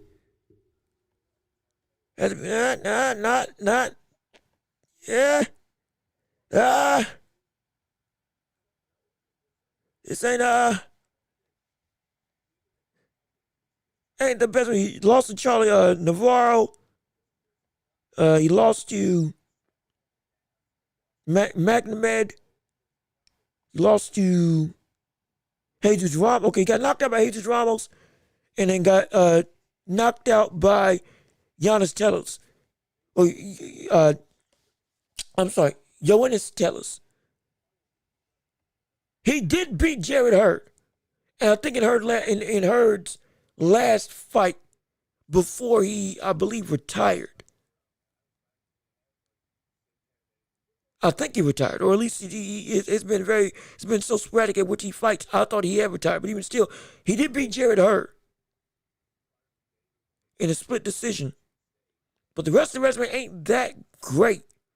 But again, I understand because it's, last minute replacement. So what you're going to do. But either way, we now got to confirm he is going to be fighting Joan Gonzalez for the title. And yeah, Janibek, I really hope that this is a mistake. Because boy, this messed up a really good card. Let me see. Holes are fine. I just don't like exposed word. I was triggered. Oh, okay. See, I get it. Because it gets thrown around a lot. I understand. I even use it in some of my thumbnails for trying to get people to click. But here's the thing. Exposure doesn't always mean you're not that good. Exposure could just mean there's another level. When I said that Spence was exposed, it was not me saying that Spence was bad at all. But it was okay, we now see that there is a clear-cut difference in the ability and in the talent of Spence and Crawford. That what we thought was a close affair actually is a worlds apart type of matchup. It's not that Spence is bad, but Crawford is so far and away better than what we thought he was that, like, we can't believe it was this close. That is not detracting. That is elevating the other fighter. That's what if we see that happen, where as good as Shakur is, Teo beats him in a way that it's like, oh my gosh, this wasn't close. That would be, yo, how did we not see this brother as being this good when we knew that Shakur is indeed that good and you beat him to a level that it wasn't even close, hypothetically? Oh my gosh, the light is shown. That type of sentiment. There is now a new standard that I have to reevaluate myself in for how I view you as a fighter, because what I thought was the ceiling actually ain't the ceiling when it comes to you, because Shakur was at that ceiling. And so, and that's a high ceiling to beat if you beat him in that type of fashion. Oh shoot. Hey, I got exposed because I underestimated how good you were. That's what I mean when I was exposed. That most of the time that's what I mean. But I get it. It can be very much tricky. I do understand it. I mean, Shakur struggles with his combinations. Shakur struggles with his combos exactly. Okay, he struggles with combos and with variety. Yeah, that could be a thing. He could be, but also he makes up for it because he's so timely with what he throws that even though it's the same thing, is able to be successful. Because again, he can get in your rhythm and he understands not just distance, but he understands windows of opportunity. And he can take them, and he is quick enough to take them. And so, like, he doesn't have to throw the variety of stuff, because he can do with the same, 5 or 6 punches that he likes to throw, or rather with the same 3 consistent things: the jab, the quick straight right hand, or excuse me, I believe it's southpaw. So the straight right jab, the quick left hand, and then the hook, because he's got them long arms and he can hook you while you're trying to shell up. It's been effective, like really effective. So it works, because again, he's mastered the delivery system of when to throw it. It's not about set up the punches, more so it's about I know when to throw the shots. So I don't gotta throw a lot. That's partially that's what makes him so good. That's what makes him so good. Let's see, where does Teo rank on your pound for pound list if he wins? If he beats Shakur, let me pull it up. Let me pull it up for the world to witness and see. And like I said, I based mine off of the Transnational Boxing Ranking Board. Yeah. Is that it? Yeah, Transnational Boxing Ranking Board. That's what I based on, with a bunch of different experts come through, and they all vote in a collective. This in the ring, I've been using the ring before they became like back to the big prominence. So I ain't getting paid by nobody. Be clear. If they want to pay me, great. Hey, I'd love it. I'd take it. I'm down with it. But we're going to keep this thing as unbiased as possible, even still. But hey, you want to throw me your bag. And I tell you this, everybody's going to want to clock into what we got to say. Trust and believe. I might be better than Mike Coppinger, but that's all there. That's neither here nor there. But even still, again, no shade to Mike, no shade to anybody. But for my pound for pound, in terms of where he would rank for me, if he beats Shakur, shoot.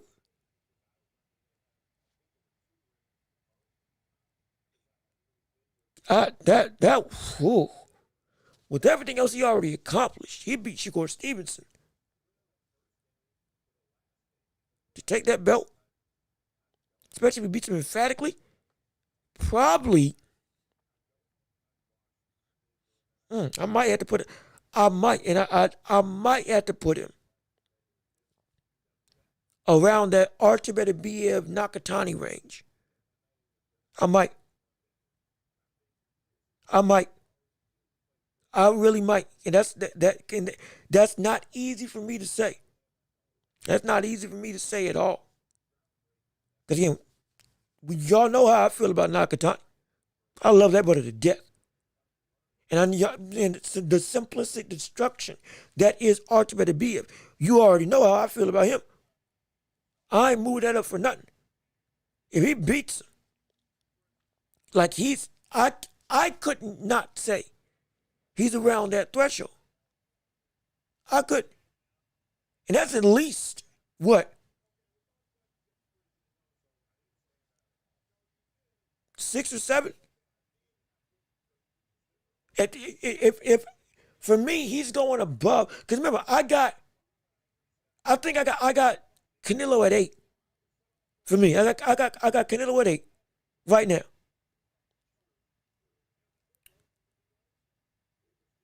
If Teo beat Shakur, he would take that spot. That 8th spot, and then I have to look and see, could that win be enough to take him above the likes of Beterbiev or Junto Nakatani? Could it be? Because that would be mad impressive. But he would probably be around that 8, 7, 6 spot if he beat him for me. For me. Now for you, I might be different. I would love to hear your thoughts. Top 10 to 8. If he wins, I respect that. I can respect that. I can respect top 8 to 7 or top 8 to 10.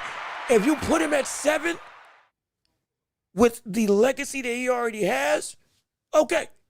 And depending on how you value Shakur, it could elevate that win to an even more higher mark. Same thing for how if Shakur beats Teo.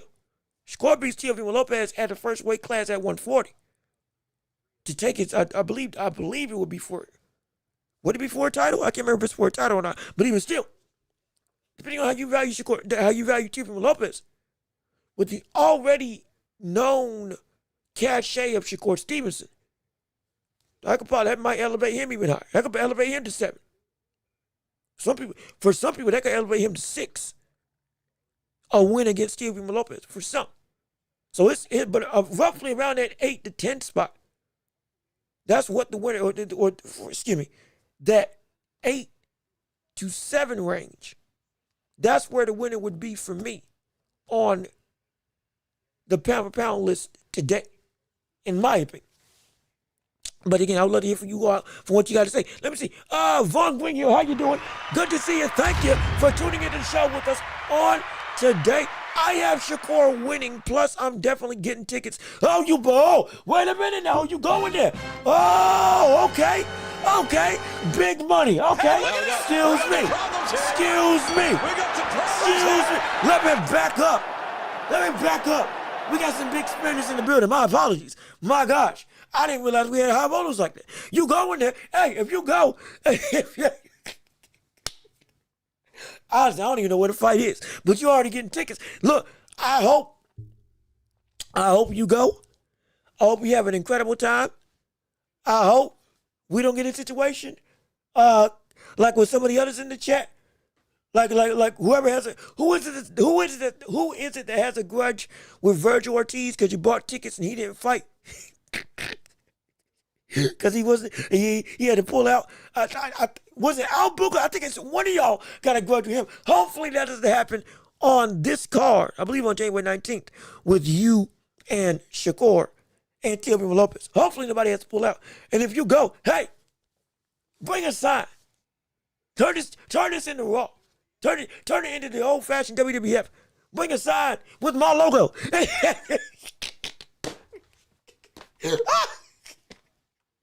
I'm kidding. I'm messing. Just jokes. You don't gotta do no self-promotion. Please, just go and enjoy. Just go and... Oh, I'm sorry. Forget I said anything. Go and enjoy. Have some fun. Tell us how the experience is. And hey, if you get in contact with anybody, you get some backstage patches, take some pics. Have yourself a time. Try to get some gloves. Who knows? And then shout us out if you meet anybody famous on and tell them about me. And let them, I will say do that. But even still, hey, hopefully you have some fun. Save some money now, because I guarantee you, the second those tickets get on sale, it's going to be one of the hottest tickets in town come the start of the year. I promise you. Oh, buddy.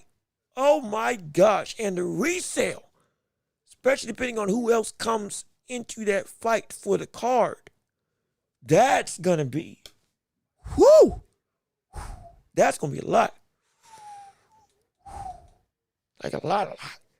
You might be better off buying them and then reselling them, making yourself a band and then buying the tickets again. That way, you're making a profit. At least hypothetically. Again, I ain't no swindler. I'm just trying to help the man make a couple of dollars on their days that they can make some profit. Just some help when I can, trying to help the common man. But let me keep on reading. Let me see. The show defense is long, but there are openings in the middle. That is true. The body is available. That solar plexus area is available when you do have that Philly shell going.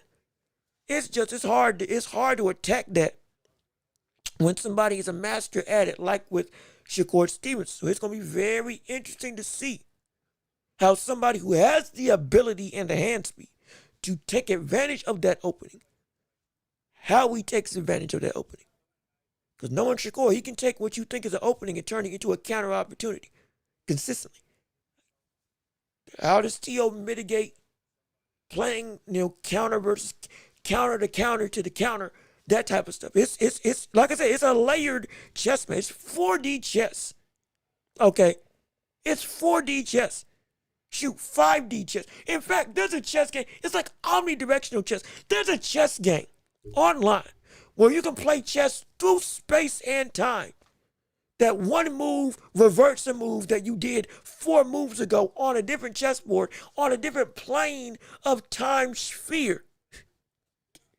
And you can beat somebody by beating them before they ever made a move in the first place. It's complicated. I forget what it's called, but it's a real thing. What?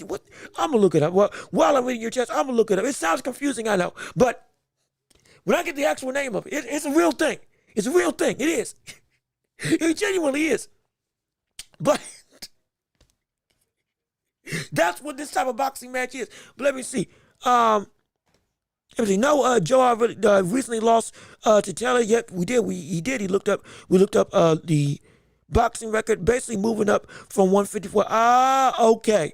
Okay. Shoot. Well, you better make the most of this opportunity because this might be it. Might be it. Let's see if T.O. uses steps with his jab. He can open up the defense of Shakur Stevenson. That is true. And see, T.O.'s ability to step.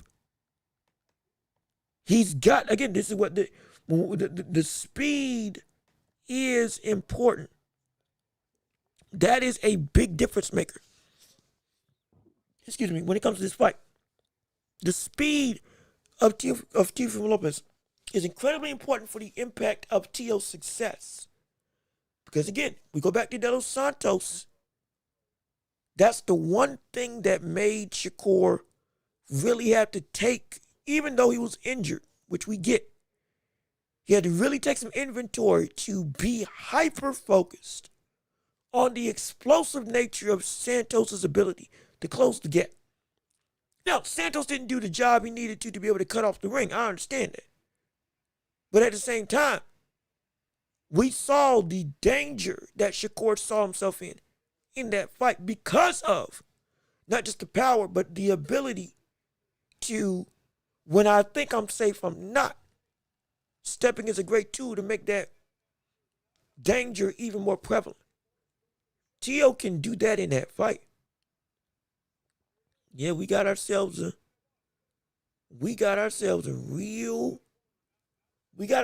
interesting sentiments.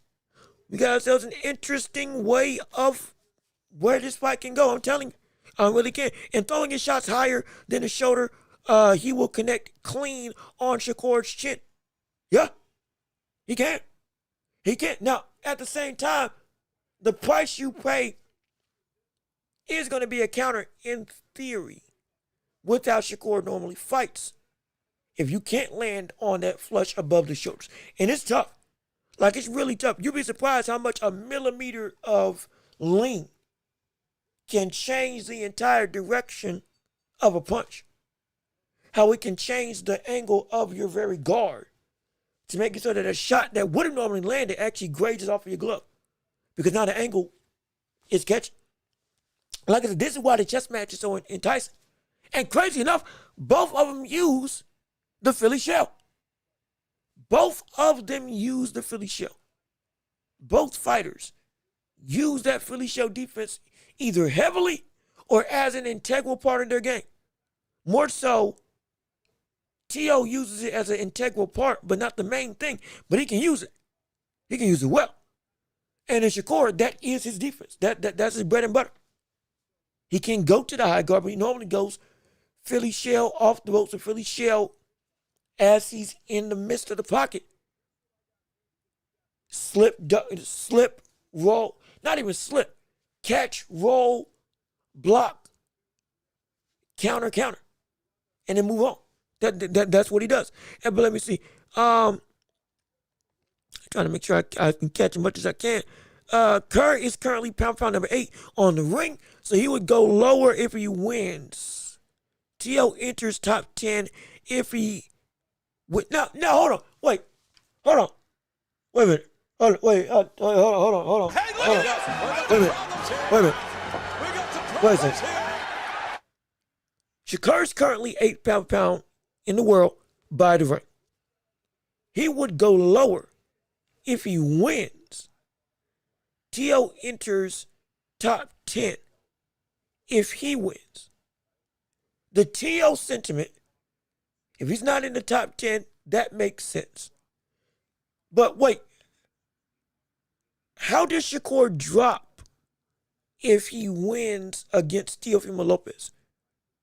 I'm trying to think. How would that work? Because this isn't like a situation where Canelo was not fighting Benavidez for about 5 years or 3 years straight, kept on fighting Berlanga, John Ryder, other fighters that, with all due respect, they weren't the top tier talent. And like, because of those wins, even though he won, everybody else around him was doing better work. He got lowered as time went on because other people, even in his success, were doing more in their own success that warranted elevating them up and putting Canelo down. I get that, but I don't get how that works with Shakur Stevenson. Let me see. Kerr will go lower as in from 8 to. Oh, okay.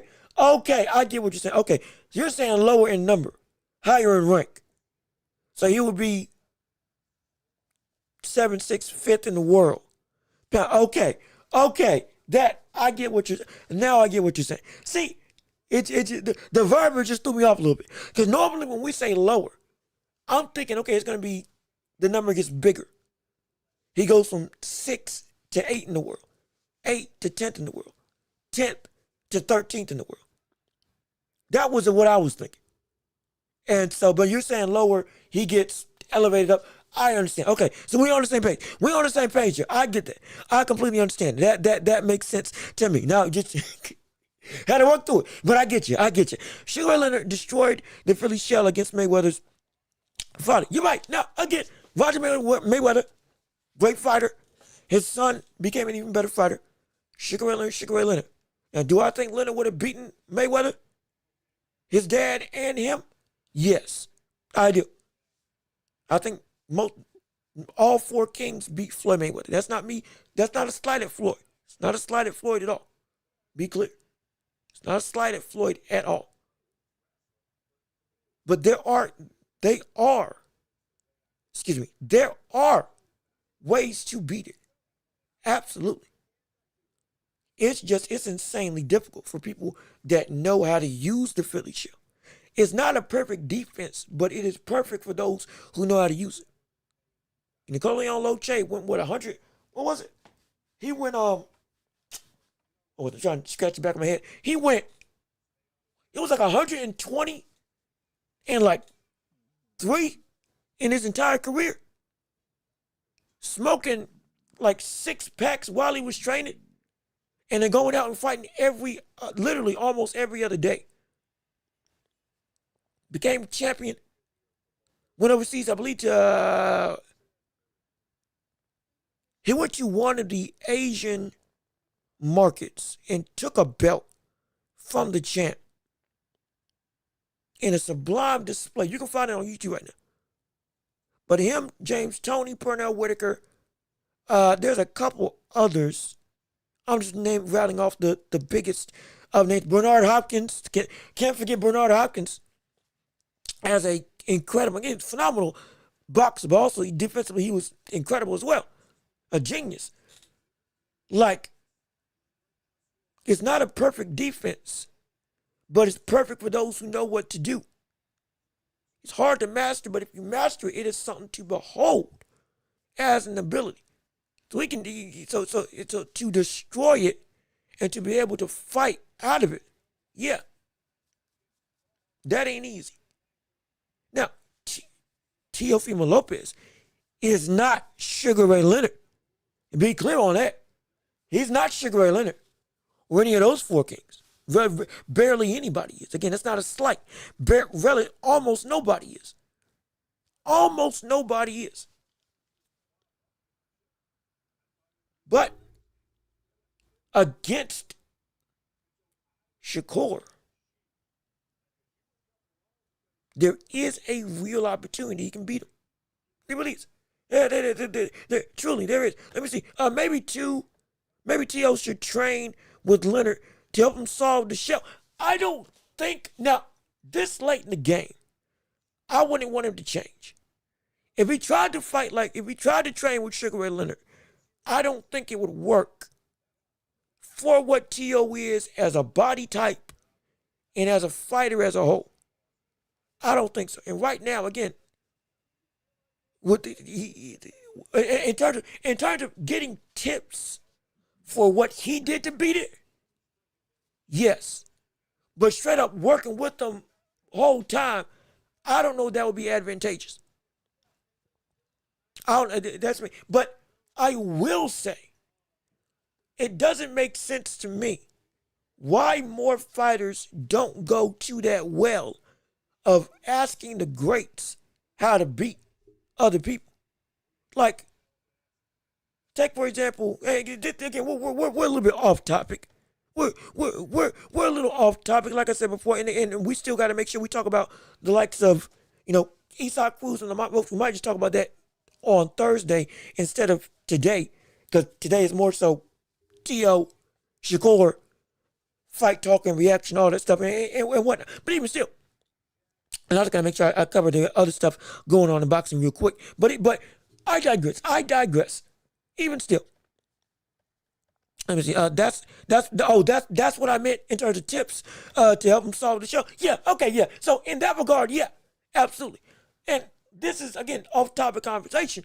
I don't know why more people don't go to that wealth of knowledge to go and learn how other greats beat greats.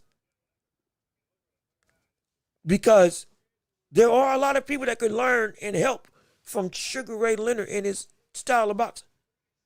Taking pointers from Tommy Hearns into how to implement the jab as not just as a distance weapon, but as a setup opportunity and a dangerous sight all by itself. Larry Holmes, learned from him the art of the jab. Shoot, people want to talk about fighting like, there's nobody else like Ali. There ain't. But Larry Holmes was the closest thing to Ali after Ali, and it carried him to being one of the longest reigning heavyweight champions in history. Period. Only second to the likes of Joe Louis and one of the greatest heavyweights we've ever seen.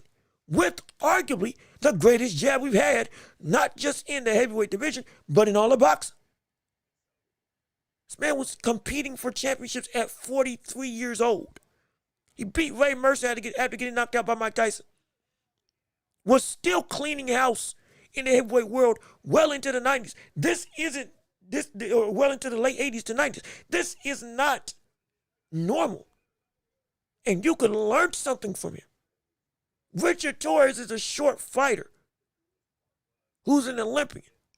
Yes.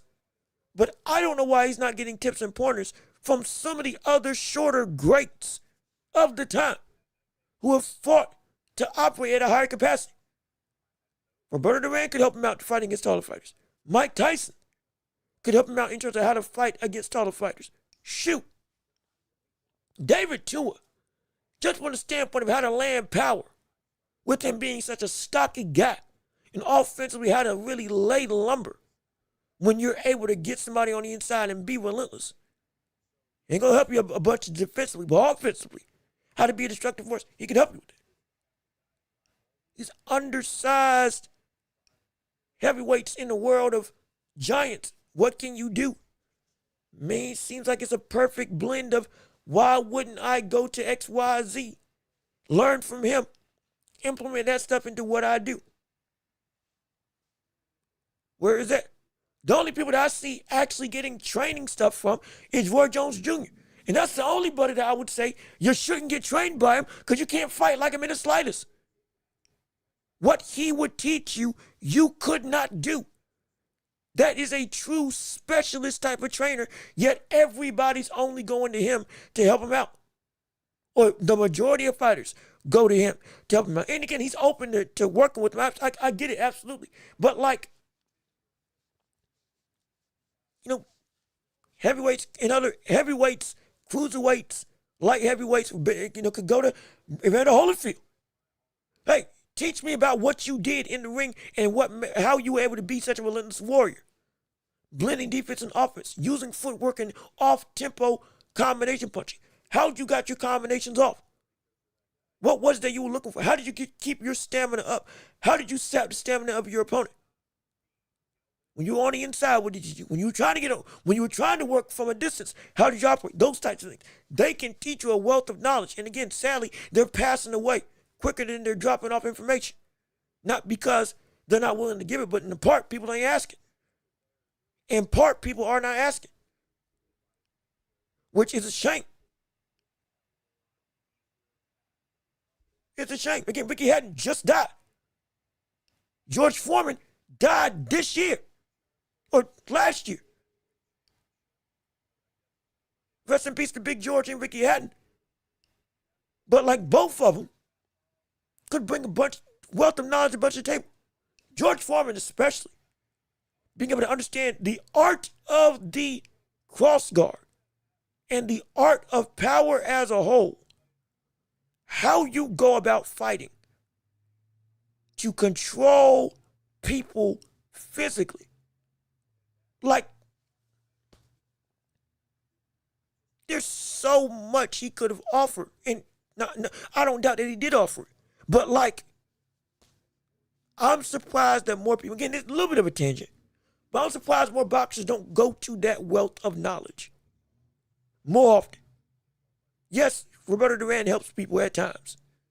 Yes, we see training videos and all that stuff. Absolutely. I'm not saying it's not happening.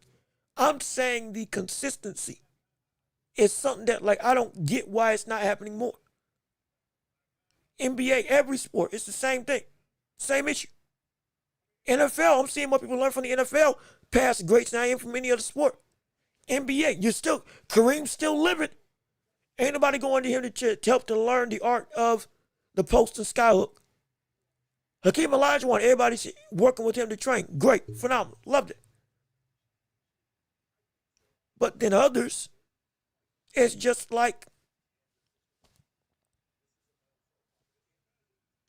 even with the sport passing on and becoming more evolved, which it should, it still should be that those skills and knowledge should be things that get taught by players, especially if it fits what the next generation is. You should go out and try to talk to them. George Gervin, the Kevin Durant before Kevin Durant, learning how to do the finger roll. The art of the finger roll. He was throwing that thing up from 15 feet out, and it didn't hit the rim ever. One of the greatest pure scorers you've ever seen in basketball history. With a move that even when he was about to retire, he was still giving opponents 33 to 35 in the third quarter and then sitting down just because he could.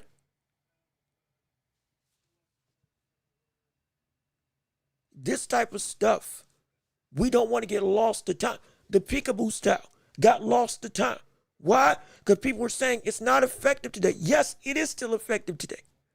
But people aren't around to teach it, nor do people stick around to learn it and keep that wealth of knowledge going. Keep that identity of that style prevalent. And you know what happens when you go through and work on the things that older fighters did of past generations? You turn into David Benavidez. You turn into Naoya Inoue. You turn into Ben Rodriguez. You turn into Terrence Crawford. You turn into Usyk. These types of things are the not just foundation tools, they're the work that gets everything else elevated. It adds to the evolution because it keeps what was already working alive and then it compounds on it. People think the cross guard can't work, yet we got Benavidez going to cruiserweight. We got Carlos Adames using it against the likes of Hamzat Shiraz and should have beat him. Looking like Joe Frazier. Blue trunks, black gloves, and all. Effectiveness isn't just about the style that looks good or the style that's most popular. Something worked because it worked for a reason. Learning why it worked to keep that skill alive would make this sport better on a broader scale. Heavyweights all the way down to bantamweights, and we know how bantamweights get down. We know how all of them at the lower weight classes get down. But accessing that wealth of knowledge would be more advantageous. I don't get why it's not happening more often. Because it seems like a part of history in the sport with what made this sport look so unique is getting lost because of popularity, and also people assume the effectiveness doesn't work in today's game, but it would. And even more so, the people that will be alive to teach that effectiveness, sadly, they're dying out. Sadly, they're passing away. Sadly, it's getting more and more dwindled. There's going to be a time when Sugar Ray Leonard ain't with us no more. The brother's already almost 60. Or excuse me, 70. How old is Sugar Ray Leonard? How old is he? The man's almost 70 years old.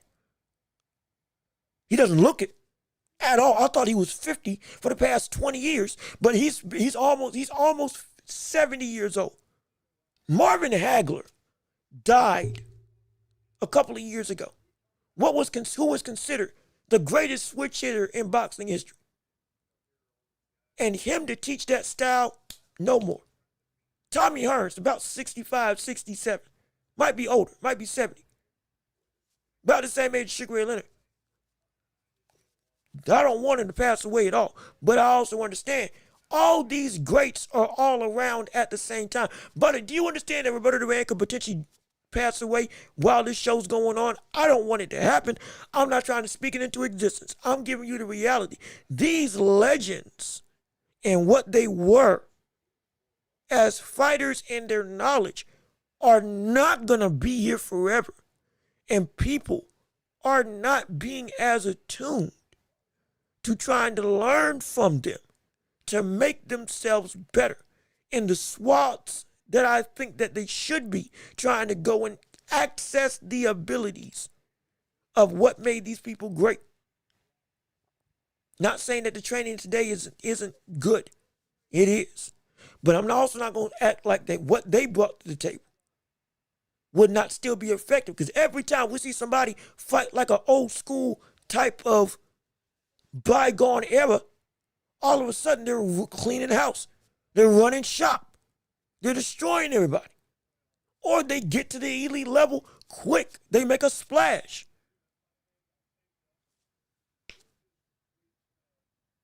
Why is that? Because it works. Because it works. And when they're gone, a part of the game goes as well. Because they are history. And if that game isn't taught, learned, and then taught again on an even more copious scale, well, there's going to be a situation where stuff falls out in a bad way.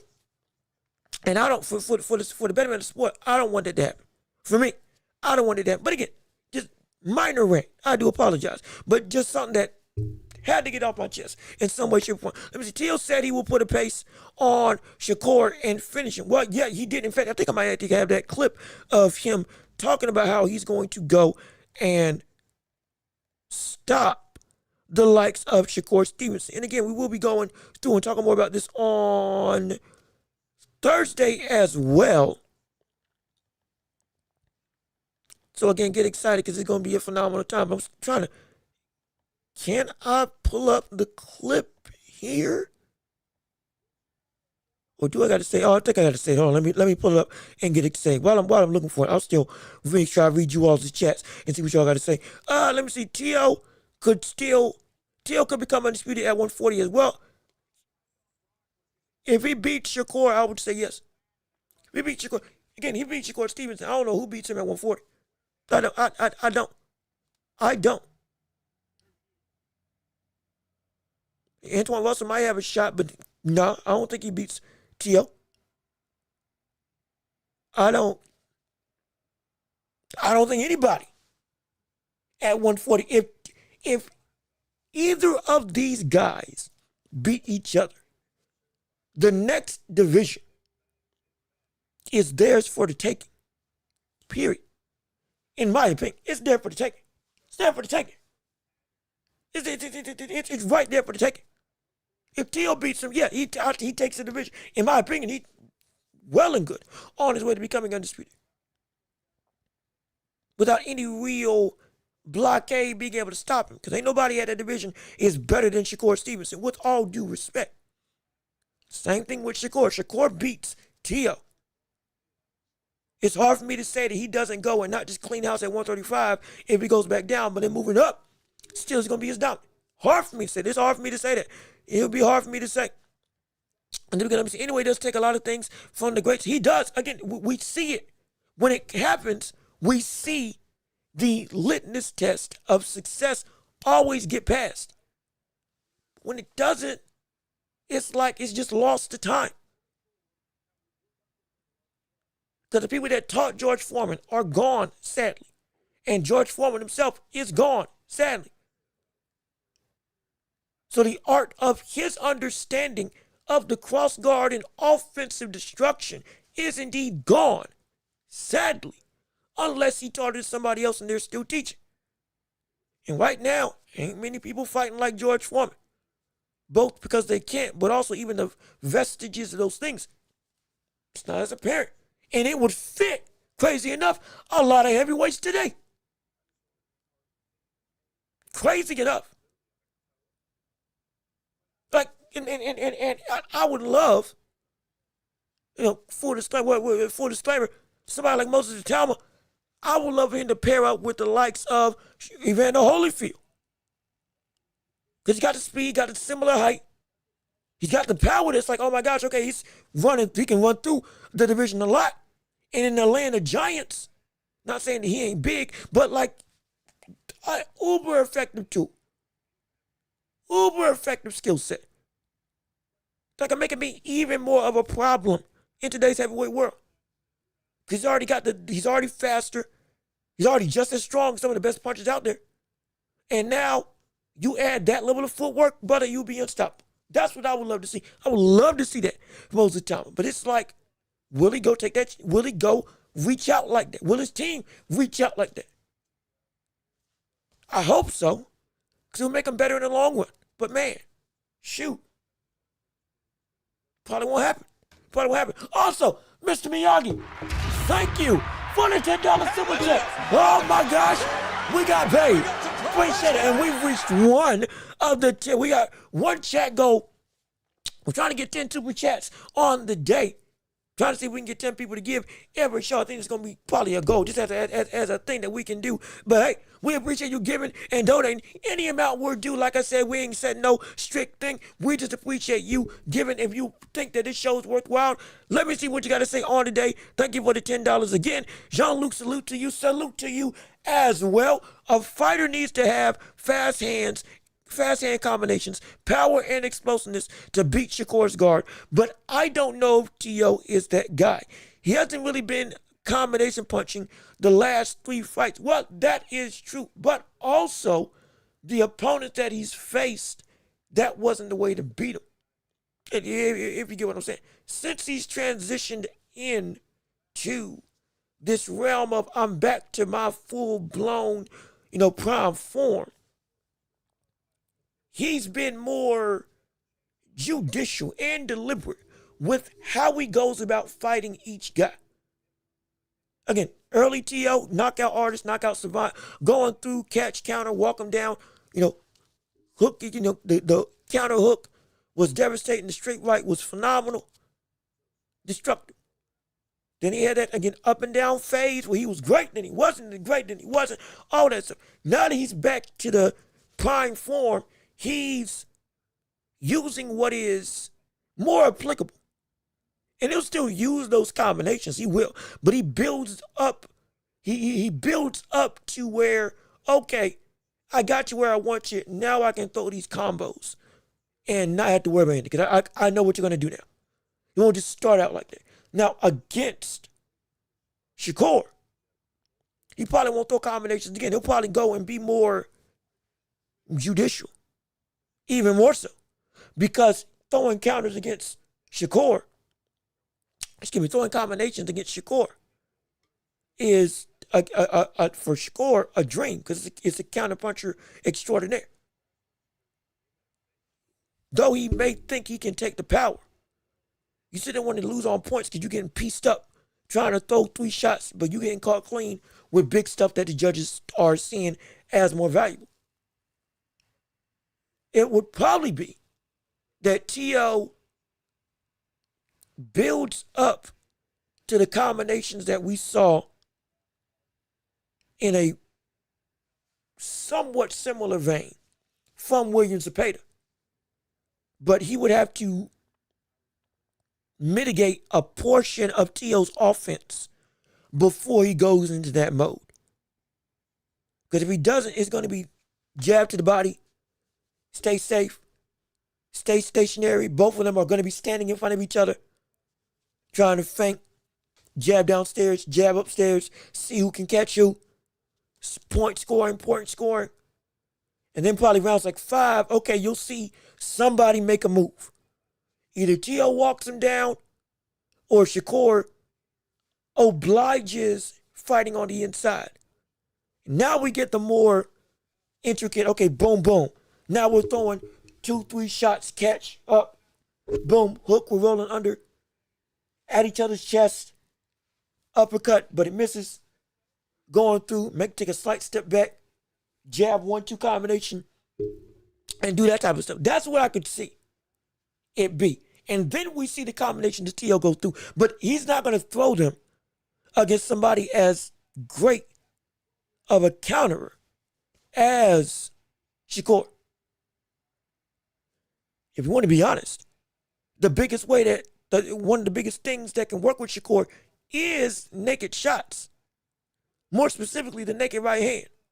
That if we go back to the Oscar Valdez fight, when he was fighting Oscar Valdez, though he was getting beat up in terms of Oscar Valdez, Oscar was getting pieced up. But what was working later in the fight that he got onto, in terms of got privy to too late, doubling up on the straight right hand naked without any setup, was working against Shakur, was catching him, was knocking his head back, was tagging him.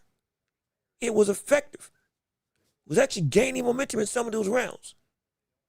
If he had done that earlier in the fight, would it have been different? No, but it might have been more competitive. He could take that use that.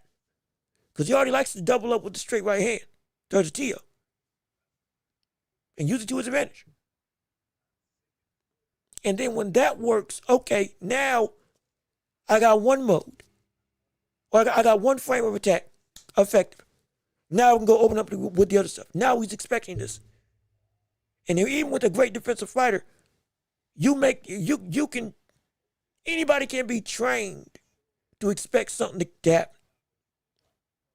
You get enough success with Shakur. Oh, he will be aware. He'll be aware. He'll adjust quick. Yes, he will.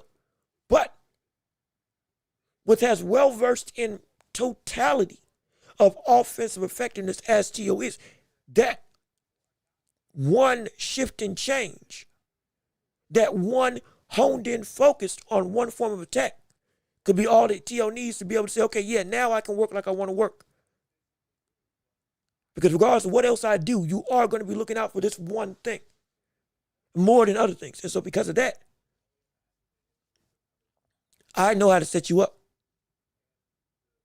Will it be effective? I'm not saying it will, but I'm saying it can work. It can happen. So it is a way of success. And don't let the last 3 fights fool you. It's been great offensive output. It's just been more mature.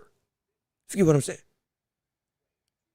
Because again, he's back into the old mode, which I love. Anyway, was gliding around the ring like Ali against him. Yeah, he was. He absolutely was. Like Ali, or again, the best days of Larry Holmes. With, the jab while leaping backwards, almost leaping at an arc, circling to the ring, similar to what Ali would do. And again, everybody can't do that. Everybody can't do that, be clear. But learning that is something that you can take as a skill that you can have would make people a lot more well-rounded. Teo might bring back that explosive style and combinations to break down the shell. Constant pressure and explosive first step to attack is the key. And you ain't wrong. You ain't wrong. That first step will be key. Especially with the jab to the torso. If Teo can use that first jab to step to the torso, he could open up Shakur defense.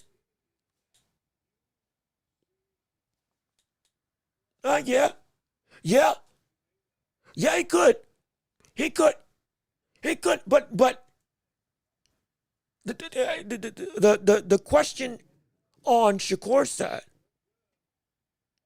and Teo's side, can my speed beat your discipline? Or can my speed beat your perception? Does that make sense? Can my speed beat your perception of distance to keep me exactly where I want to be?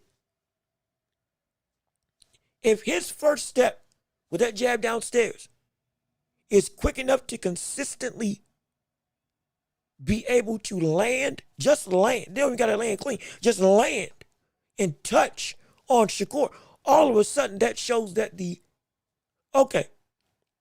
biggest obstacle fighting Shakur is simply getting to Shakur in the first place. But if you can do that on a constant basis, then that opens up, then I know there is a window of success. I got over this hurdle. Okay, now I can fight like I want to. Because you're not an illusion. That's the biggest thing.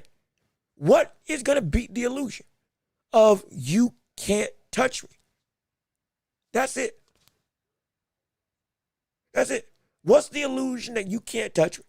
Or excuse me, what beats the illusion that you can't touch me? If you beat the illusion, get past the oasis, all of a sudden you'll be able to see, there is real water behind that mirage. In this desert wasteland that is, or that looked to be worlds apart, that was insurmountable. You conquer that illusion, you have a good chance, or at least you have a better chance at conquering Shakur as a whole. You do.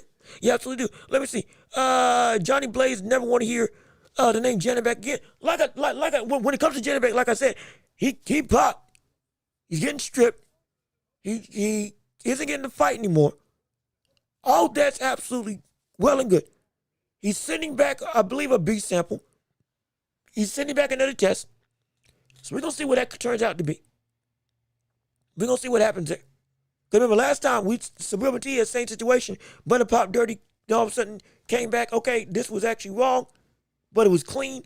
The fight was still going on. So, we're good. Now, again, that fight was able to keep on happening because it was a lot further out. But even still. We'll wait till that B sample comes into play before we're saying, this is really bad. We'll wait on that. Because I'm still against it. Be clear now. I'm still against it. He already put out a statement. I'm all for clean testing. I was surprised when I read the results. I will request a retest and we will get this sorted out. Again, paraphrasing. That's what he said in his statement. So if he comes back that it was actually a genuine mistake and he was actually clean, okay, fine. Again, similar to Subriel Matias. But we'll find out. Like I said, this time I'm waiting. To see what comes out with these other tests. But even still, it's like it's messed a lot of stuff up. It's messed a lot of stuff up. Let me see. Shabazz Masad style Masad will style. It's Masad. Yeah, Masad will style on Miguel. Is that fight this week? I can't remember if that's this week. I can't remember if that fight's this week or if that fight is later on in the month. I'll find out. Also, I almost forgot. If I didn't say Happy Thanksgiving, Happy Thanksgiving. Hey, if I didn't say Happy Thanksgiving to you all. And also, now it's Christmas time. Yeah. It's time to say, I almost forgot this shit. We're getting ready to wrap up the show. And a little, we got to do championship rounds. I almost forgot. Let me make sure we go on and do the championship rounds right here real quick. Let's end off this half of the show. We're gonna do 15 minutes today because I want to make sure I got some stuff for tomorrow that I do want to make sure I delve into. So I want to give me some more time to prep. So we're gonna go 15 minutes today for the championship rounds, but it is the championship rounds. Whatever you all want to talk about in the world of boxing, basketball, sports, and or beyond, we want to hear from you. Also, video games, movies, all that stuff. Whatever you want to discuss, we can discuss it. It is your time to shine. You got the floor. You got the entire amount of 15 minutes to go and ask quick fire questions, debates, and all that stuff. We want to hear from you. It's your time to go and control the show. No question about it, like we do every single week on this show, every single day on this show. But hey, let's see what you got. But real quick, let me go read back to the rest of these chats. Trying to make sure that's a good fight. Masad is a sharp boxer. No, he is. I'm trying to remember. I can't remember when he fights though. Is it this week or is it later on in the month in December? I can't exactly remember. If somebody can enlighten me, it would be very advantageous and help me out. Let me see. Masad got the abilities to be champion after Inoue leaves. You might be right. You might be right. You might be right about it. Because he is a dog. He is a dog. He is a dog. He is a dog. Let me see. What you got on the fight this weekend? There is a fight this. What you got on the fights this weekend? There is a fight this Thursday, too. I was just focused on the fight with Isak Cruz and Welch and Jaya Patai. That was fighting this weekend. Which fights on? What fights on Thursday? Let me look up the schedule real quick. What fights on Thursday? There's 3 events this weekend. Okay, hold on. Wait a minute. Hold on. Wait a second. Wait 1 minute. We're going to figure this out right now. Hold on a minute. Wait 1 second. Where is it at? Where is it? We going. Where is the schedule? Because we shall not be left behind when it comes to understanding what's about to happen. So this weekend, what's it? December 6th. Lamar Roach, Isak Cruz. Lara versus Joan Gonzalez because Janibek popped dirty. O'Shaquie falls to Stephen Fulton. Jesus Ramos Jr. versus Shane Mosley Jr. Frank Martin. Oh, yeah, I forgot Frank Martin's back in the ring. Roberto Valenzuela and Luis Nunez with Hector Sosa. And then Sebastian Assad, Peter Grail. Johnny Fisher's coming back. Jaya Patai is fighting Sin Cara, the wrestler? Oh, no, I'm sorry. Helson Sin Cara, excuse me, that's his name. For the Cruiserweight belt, where is a fight on Thursday?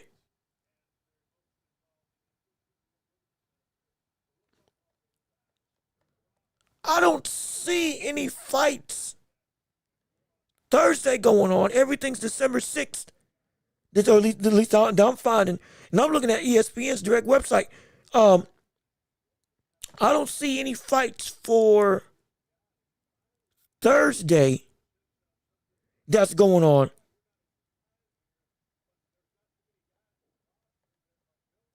Unless I'm wrong. Yeah. I'm looking at ESPN right now. I don't see any fights for Thursday.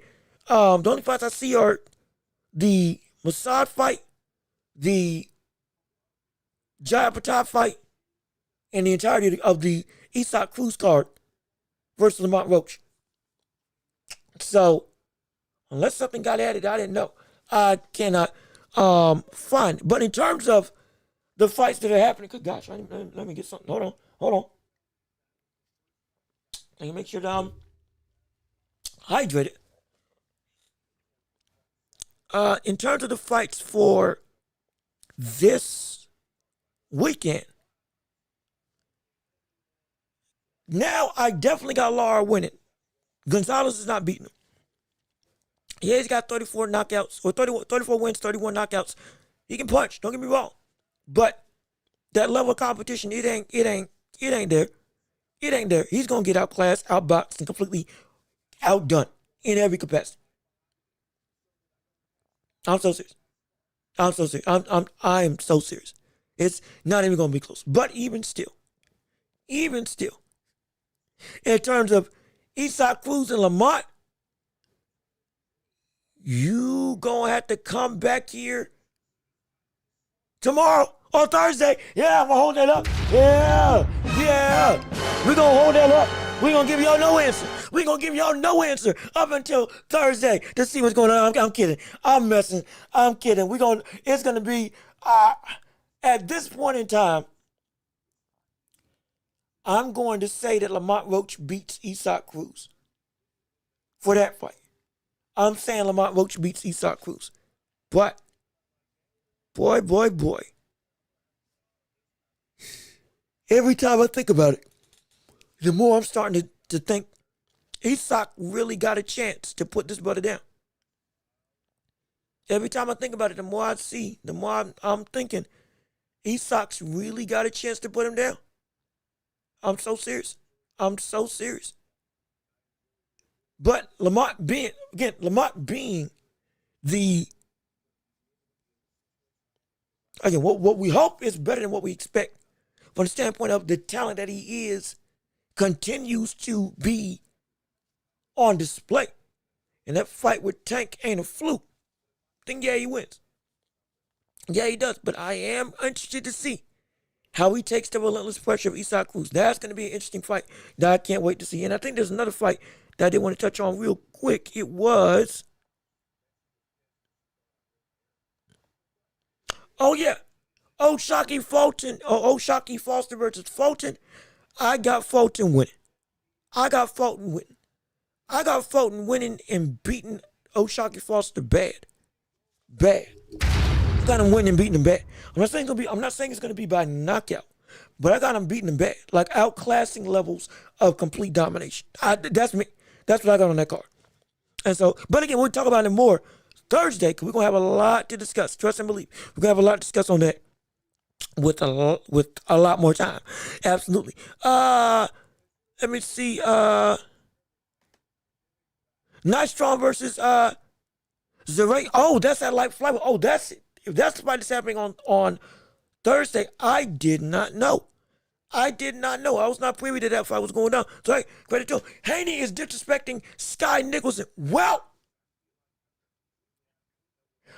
I'm trying to figure out why. Because like he said, he's one to talk. Hey, look. He just got to go over the allegations of, hey, man, you stuck, you being born and all that stuff. But, boy,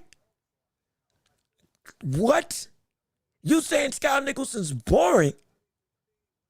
She just had 2 knockouts, and that's looked to change her style as a fighter. And you're saying that she ain't fun to watch? That is, that's, wow. That, the irony, hey, the irony is all I can say. The irony is saying that Sky Nicholson is the most boring fighter you've seen, coming from Devin Haney, it's interesting. Let me say that. It's very interesting, to say the least. But let me see. Oh, wait, hold on. We got paid again. Wait a second. Hold on. We got paid. What up, buddy? We done made some money. Yes, sir. We done made some money. Thank you, JD, for the $2. $2.15, JD. Appreciate you with the $2 super chat. Thank you for tuning into the show. Hopefully you leave a like on the stream. Hopefully you're enjoying everything we got going on. We appreciate all of you joining in on the live with us today. Like I said, we are in the last, I believe, 10 to 15 minutes of the show. We get ready to pack it up and send it home with us on today. But we appreciate we appreciate the funds, we appreciate the moolah, we appreciate the donations and the alms into the empire. No question about it. Absolutely. Let me see what you got to say. Looking forward to Fulton. I am as well. Now we're going to address it in more detail come Thursday, because that's when the final breakdowns, the final predictions for the fight, all the raw and proper circumstance, because that fight will be even closer. We're gonna have more time to discuss it. I am very interested to see Fulton, and I'm excited for Fulton, because I think Fulton is going to be a very big problem if he stays at 130. Because if he fights like he did against the likes of Figueroa in the rematch at 126, when he completely dominated him. I mean, dominated him. Oh, Shakur Foster, with all due respect, he can fight. Don't get me wrong. He's champion for a reason. We've been following that brother as well. He's good. He is good. But Fulton is there's going to be a level that's shown that Foster ain't at yet from a footwork perspective. He is going to be able to he's going to out-angle Shakur Foster. He's going to be hard to hit. His jab's going to keep on tagging him and hitting him. He's going to be countering Shakur Foster a whole bunch. I mean a lot. And I wouldn't be surprised if we went to a unanimous decision. Like I said, I'll break it down even more so on tomorrow. But Fulton, that's a bad dude. That's a bad dude. Not just because he fought against Inoue. By himself. That's a bad brother. That's a hard dude to beat, man. And he's looking like he's more sitting down on his shots. And is even more comfortable bringing the fight to his opponent. Yeah, Foster better be prepared. He better be prepared. Because that brother's no joke. Fulton is no joke. I'm excited to see what he's going to do coming back. Absolutely. Sky Nicholson has looked a lot meaner than Haney has been. Anyway, he has. He has. Like, you can say she was boring in the past, but, like, now you can't. From the standpoint of, like, she's really, like, he's speaking against her as if she hasn't been changing up what she is and what she does as a fighter to be more predominant. I don't get why you hating. You just got out of that moniker. For half the fight, you were finally exciting, and then you reverted back to, hey, clinch and hold. the very things that we didn't want to see you do. And so, like, it's a conundrum, man. It's a conundrum. I don't know why. Let me see. What's really good? What's really good with the memberships? Wait, hold on. Can you explain this? What does this mean? What's really good with the memberships? Oh, are you talking about the membership? Well, specify. You talking about the memberships for the YouTube channel? Or you talking about the memberships for one of the zone packages? I think I don't really know. Again, we were talking about boxing so much. I'm assuming everything is about the fight. If you're talking about membership, channel memberships, let me know. Let me know so I can be sure I'm answering the right question. But let me see.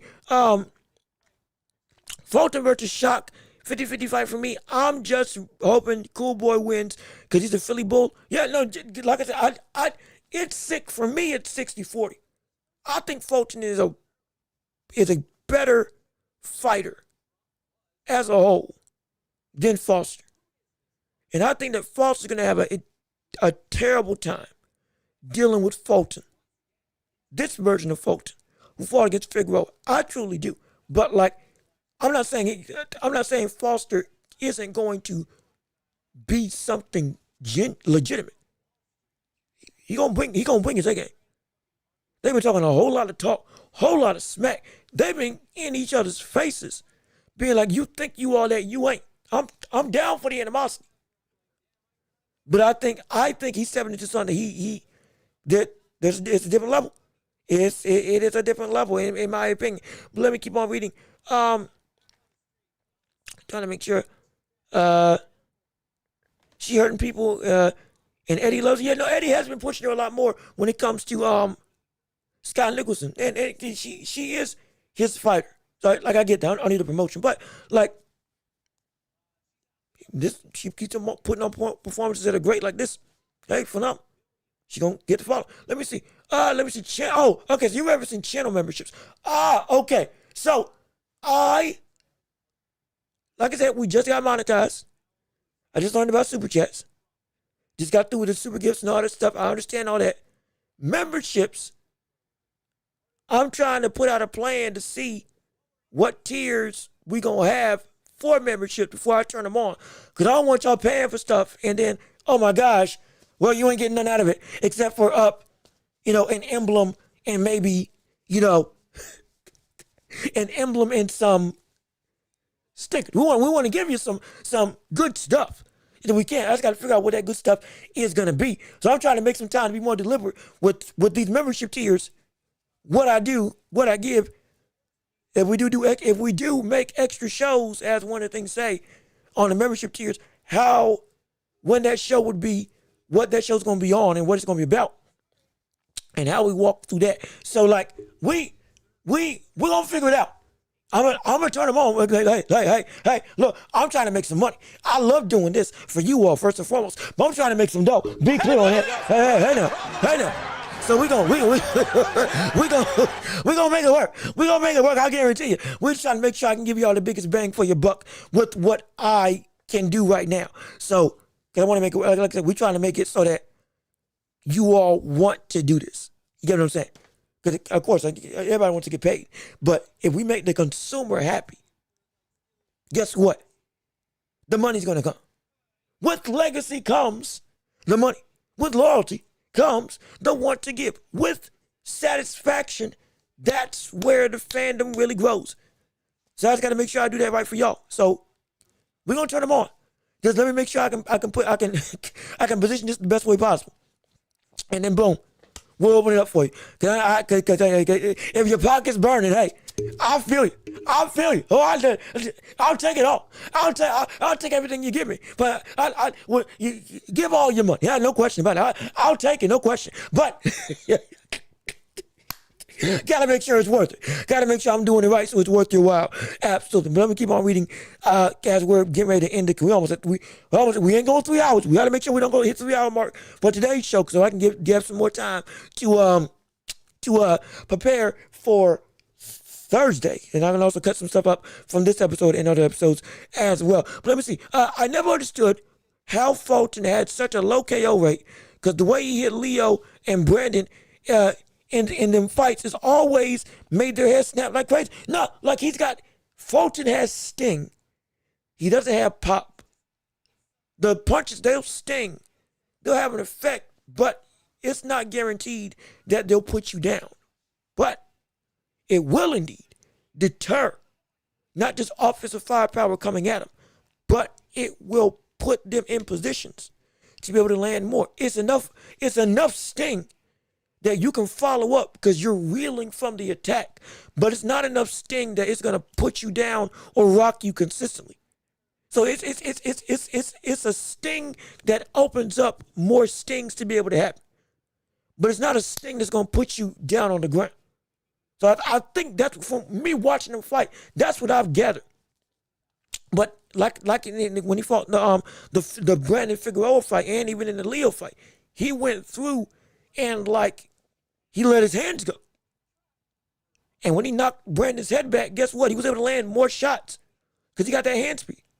And every time he landed a clean shot, it was having an effect of, ooh, okay, it turned his head. Oh, okay, it knocked his head up. It did something to them that made it so there was no choice but to react, even though it's not putting them down. And so that's what, offensively, that's Fulton's greatest strength. He can sting you. Really can. He can box with you and he can sting you. And those stings open up more stings because they always cause a reaction. It just doesn't put you down. So, and again, Foster's going to recognize that. And I do think he's going to get pieced up. I do think he's going to get pieced up. I got money on Fulton. He better win. I mean, hey, look, a lot of people betting if he gets it wrong though. Oh my gosh! Oh no! Y'all gonna be out. And hey, if y'all lose somebody, hey, look, don't blame me. I'm just giving you my informed opinion as much as possible. Let me see. People like emblems. Well, they do, don't they?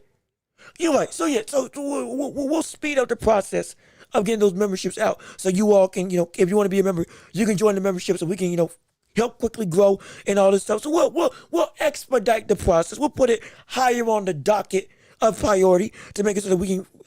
Y'all want it? We're gonna give it to you, no question about it.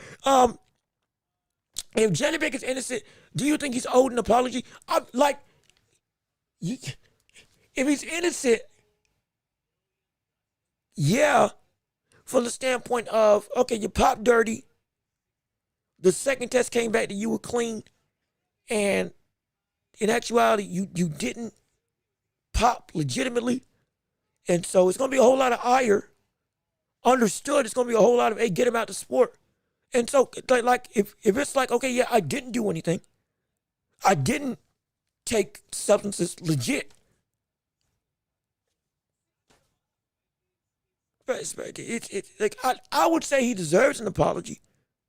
But I understand the outrage because again, people's lives are on the line. We want the sport to be clean. It needs to be clean. I get it.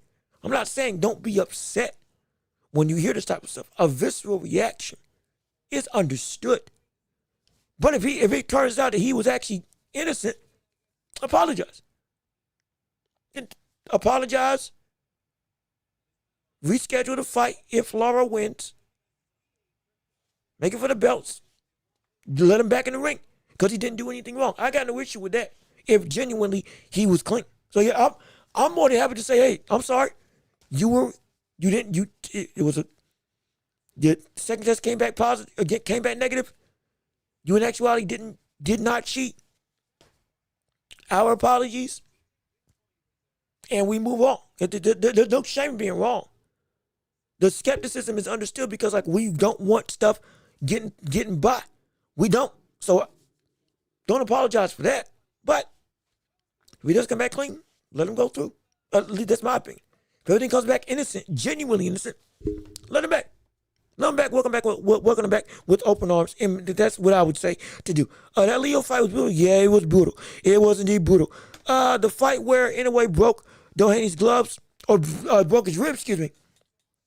That was nasty. Yeah, no, again, the fact that I've never seen somebody punch you through the gut and you feel it in your back, ribs gone and all, that was one of the craziest displays of power I had ever seen. That was one of the most reckless displays of power I've ever witnessed. I'd never seen that before. Oh gosh, that was preposterous. Genuine. That was preposterous. But like I said, I think, because again, we're trying to stay under 3 hours. So we do gotta wrap this up and send it home. And we're gonna be back on Thursday. Let me see. Well, the ribs are attached to the spine. What? You're right. But like still, I just never seen it. Normally you doubling over. And you holding like up here. My chest. All that stuff. I've never seen somebody hold their back. Because they got hit with a rib shot. That was unheard of. For me, that was the first time. The only time I had seen somebody knock out somebody with a shot that affected their back was George Foreman. When he threw an overhand and hit somebody, I think it was Muhammad Kwawi or some white dude, one of the two. And then it was like a bolo punch on their back. And they just went out. I was like, what the world? I've never seen that before. And that's the only 2 times I've seen something like a punch affect the spinal area. So it's ridiculous. It's some kind of power. Like Powerade used to say in their commercials, boy, that's some kind of power. Speaking of which, Powerade, sponsor me. Hey, let's talk. I would love to be a sponsor. I'll fight with Gatorade. I'll make it happen. Absolutely. Did you see Usyk say he wants to fight Wilder? Oh, yeah. I did. You know what? For the sake of that, because I know it's going to come up. Give me 5 minutes. Let me address that real quick. Let me address this real quick.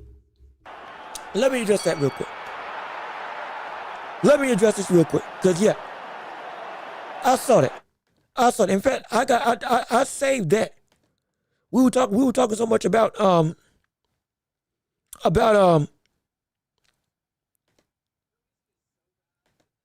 Shakur versus Teo that I completely went over. What he had said, what Usyk had said in regards to Deontay Wilder. And I think I should have the full-blown interview, but either way, I'll show y'all. I'll show y'all the pick. This is from the zone officially. Usyk has spoken. He wants to fight Deontay Wilder per Boxing King Media. I want fight with Deontay Wilder for real. And I think here we see the interview where he goes and says it. I think it should be up here. I saw it earlier today.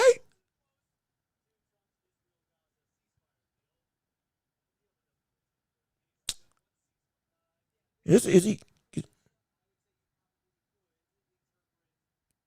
Well, never mind. I guess not. I'm thinking. I know. I saw it.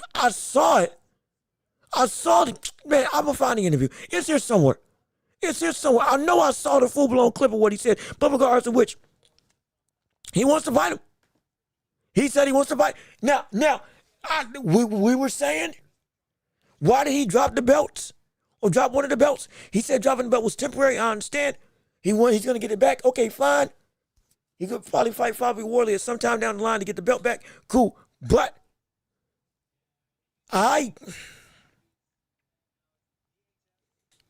him wanting to fight Deontay Wilder makes sense only for this reason. He wants to go through and fight the likes of all of the old guard in boxing at the heavyweight division.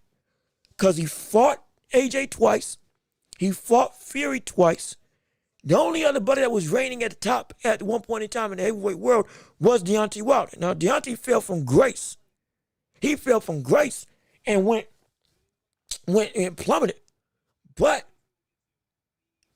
like, getting that name to say I beat everybody, I understand the sentiment. And I get why it should happen. I get why he wants it to happen. He doesn't want any questions for what he did at heavyweight. I understand. Even with that understood notion, he should not be looking for a fight with Deontay Wilder. He shouldn't. He shouldn't. I don't care how interesting it is. I don't care how interesting it is. And this is with the notion that he has the ability to fight whoever he wants. He has the luxury, like just like with Canelo, just like with Tank, just like with Terrence Crawford, all these other people that we know have been able to use, I can fight who I want. He's got that same level of power, and he does. Not fighting that. But what I am saying is the consistency of you still got a throne to defend. That should still be at the forefront of your mind. And even in this case scenario, even amongst the people that are lower level contenders in the heavyweight world for a title, Deontay Wilder isn't even at that level yet. Or at that level at this point in time, to where it will be said, okay, yeah, it's not the best, but I get it. Wilder's completely out of the threshold for championship opportunities. Full stop. Full stop. Just to get back into the real version of conversation from a matchmaking standpoint, if we're going straight off of boxing, he would have to win again against a top 15 guy, not Hearn Dawn, in order to get back into the vestiges of being able to compete for a championship level. He's not there yet in the slightest. So from a King of the Mountain perspective, he should not be talking about fighting Deontay Wilder.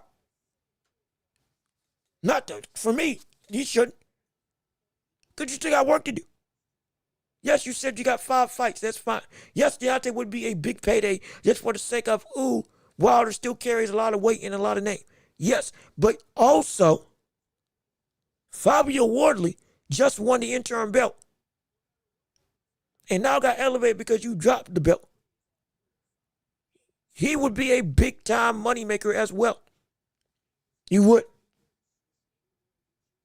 A Tyson Fury fight would be even more understandable than a fight with Deontay Wilder at this stage right now. Most of the Talma is a fight that everybody's already clamoring to see today. And we're saying he isn't ready, but he's at least number 1 pound for pound in a couple of the bodies or in a couple of the sanctioning bodies in boxing. Where are those fights? You've earned the right, but you still got to wield that power correctly. And I don't see why that power should be used to fight Deontay Wilder of all people. Especially now, when there's no point. There's no substantive difference that this does for you if you're Usyk. It answers the question, yes, but it doesn't have the impact. At least fight against the mandatory. At least fight against Fabio Wardley. Shoot, fight against Caballero.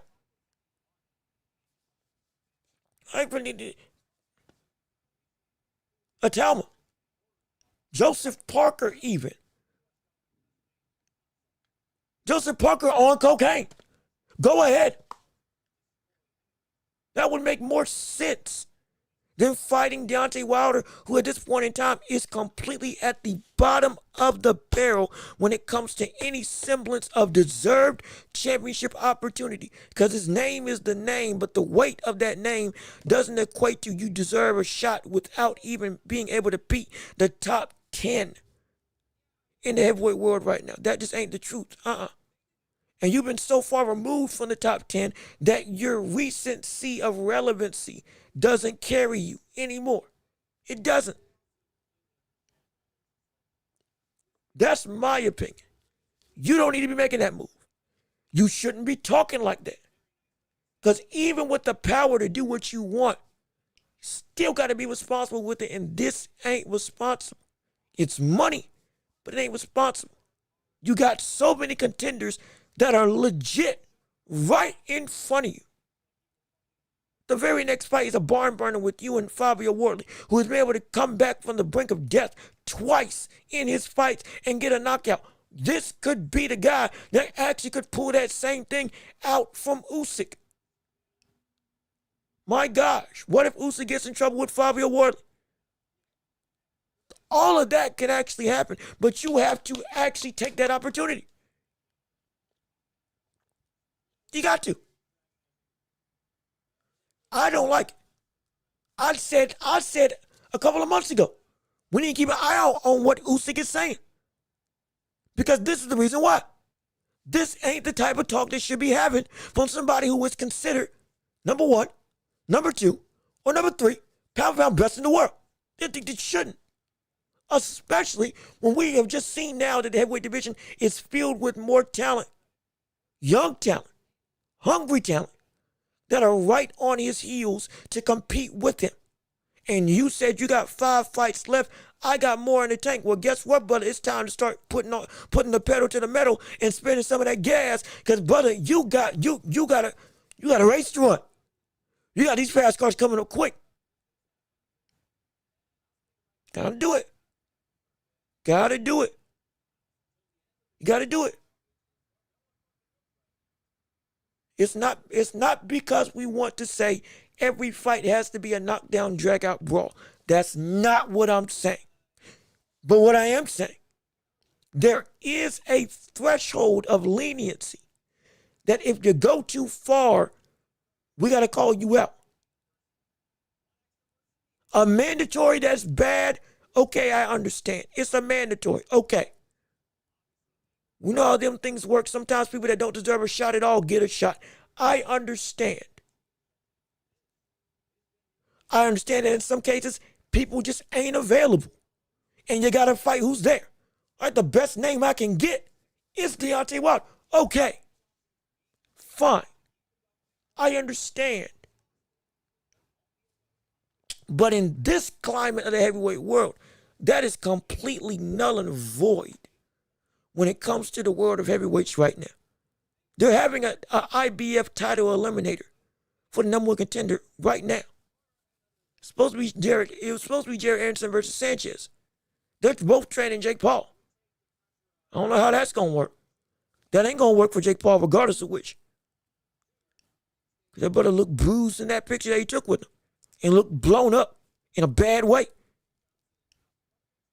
But I digress. The cogs are already turning to have a chance at who's going to be the next guy for the belt that you just won from Dubois. And there's some stiff names. And the most immediate one just beat the guy that was going to fight you. You don't have the wiggle room to that degree to call out somebody who many people would consider isn't even in the top 15. Or at least if he is in the top 15, he's the 15th best heavyweight. That ain't championship worthy. That's not defending the throne like you're supposed to. And we got to call it out. That ain't right. That ain't right. That ain't right at all. That is not. Usyk is wrong. In my opinion, Usyk's wrong.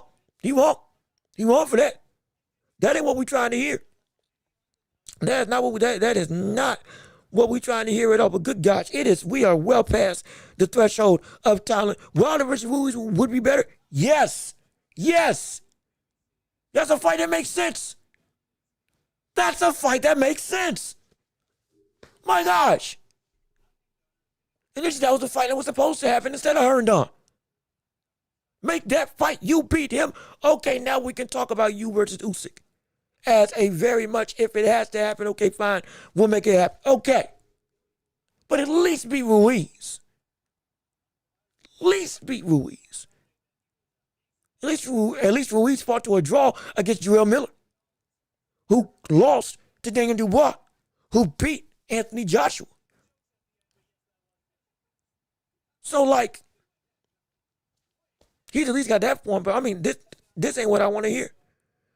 This is not what I want to hear at all. My gosh, at all, in the slightest. Usyk will fight who he wants and slowly lose all the belts. I hope not. I really do hope not. I really do hope not. Because he's got the chance to, for legacy, he's got the chance to do some insane levels of stuff.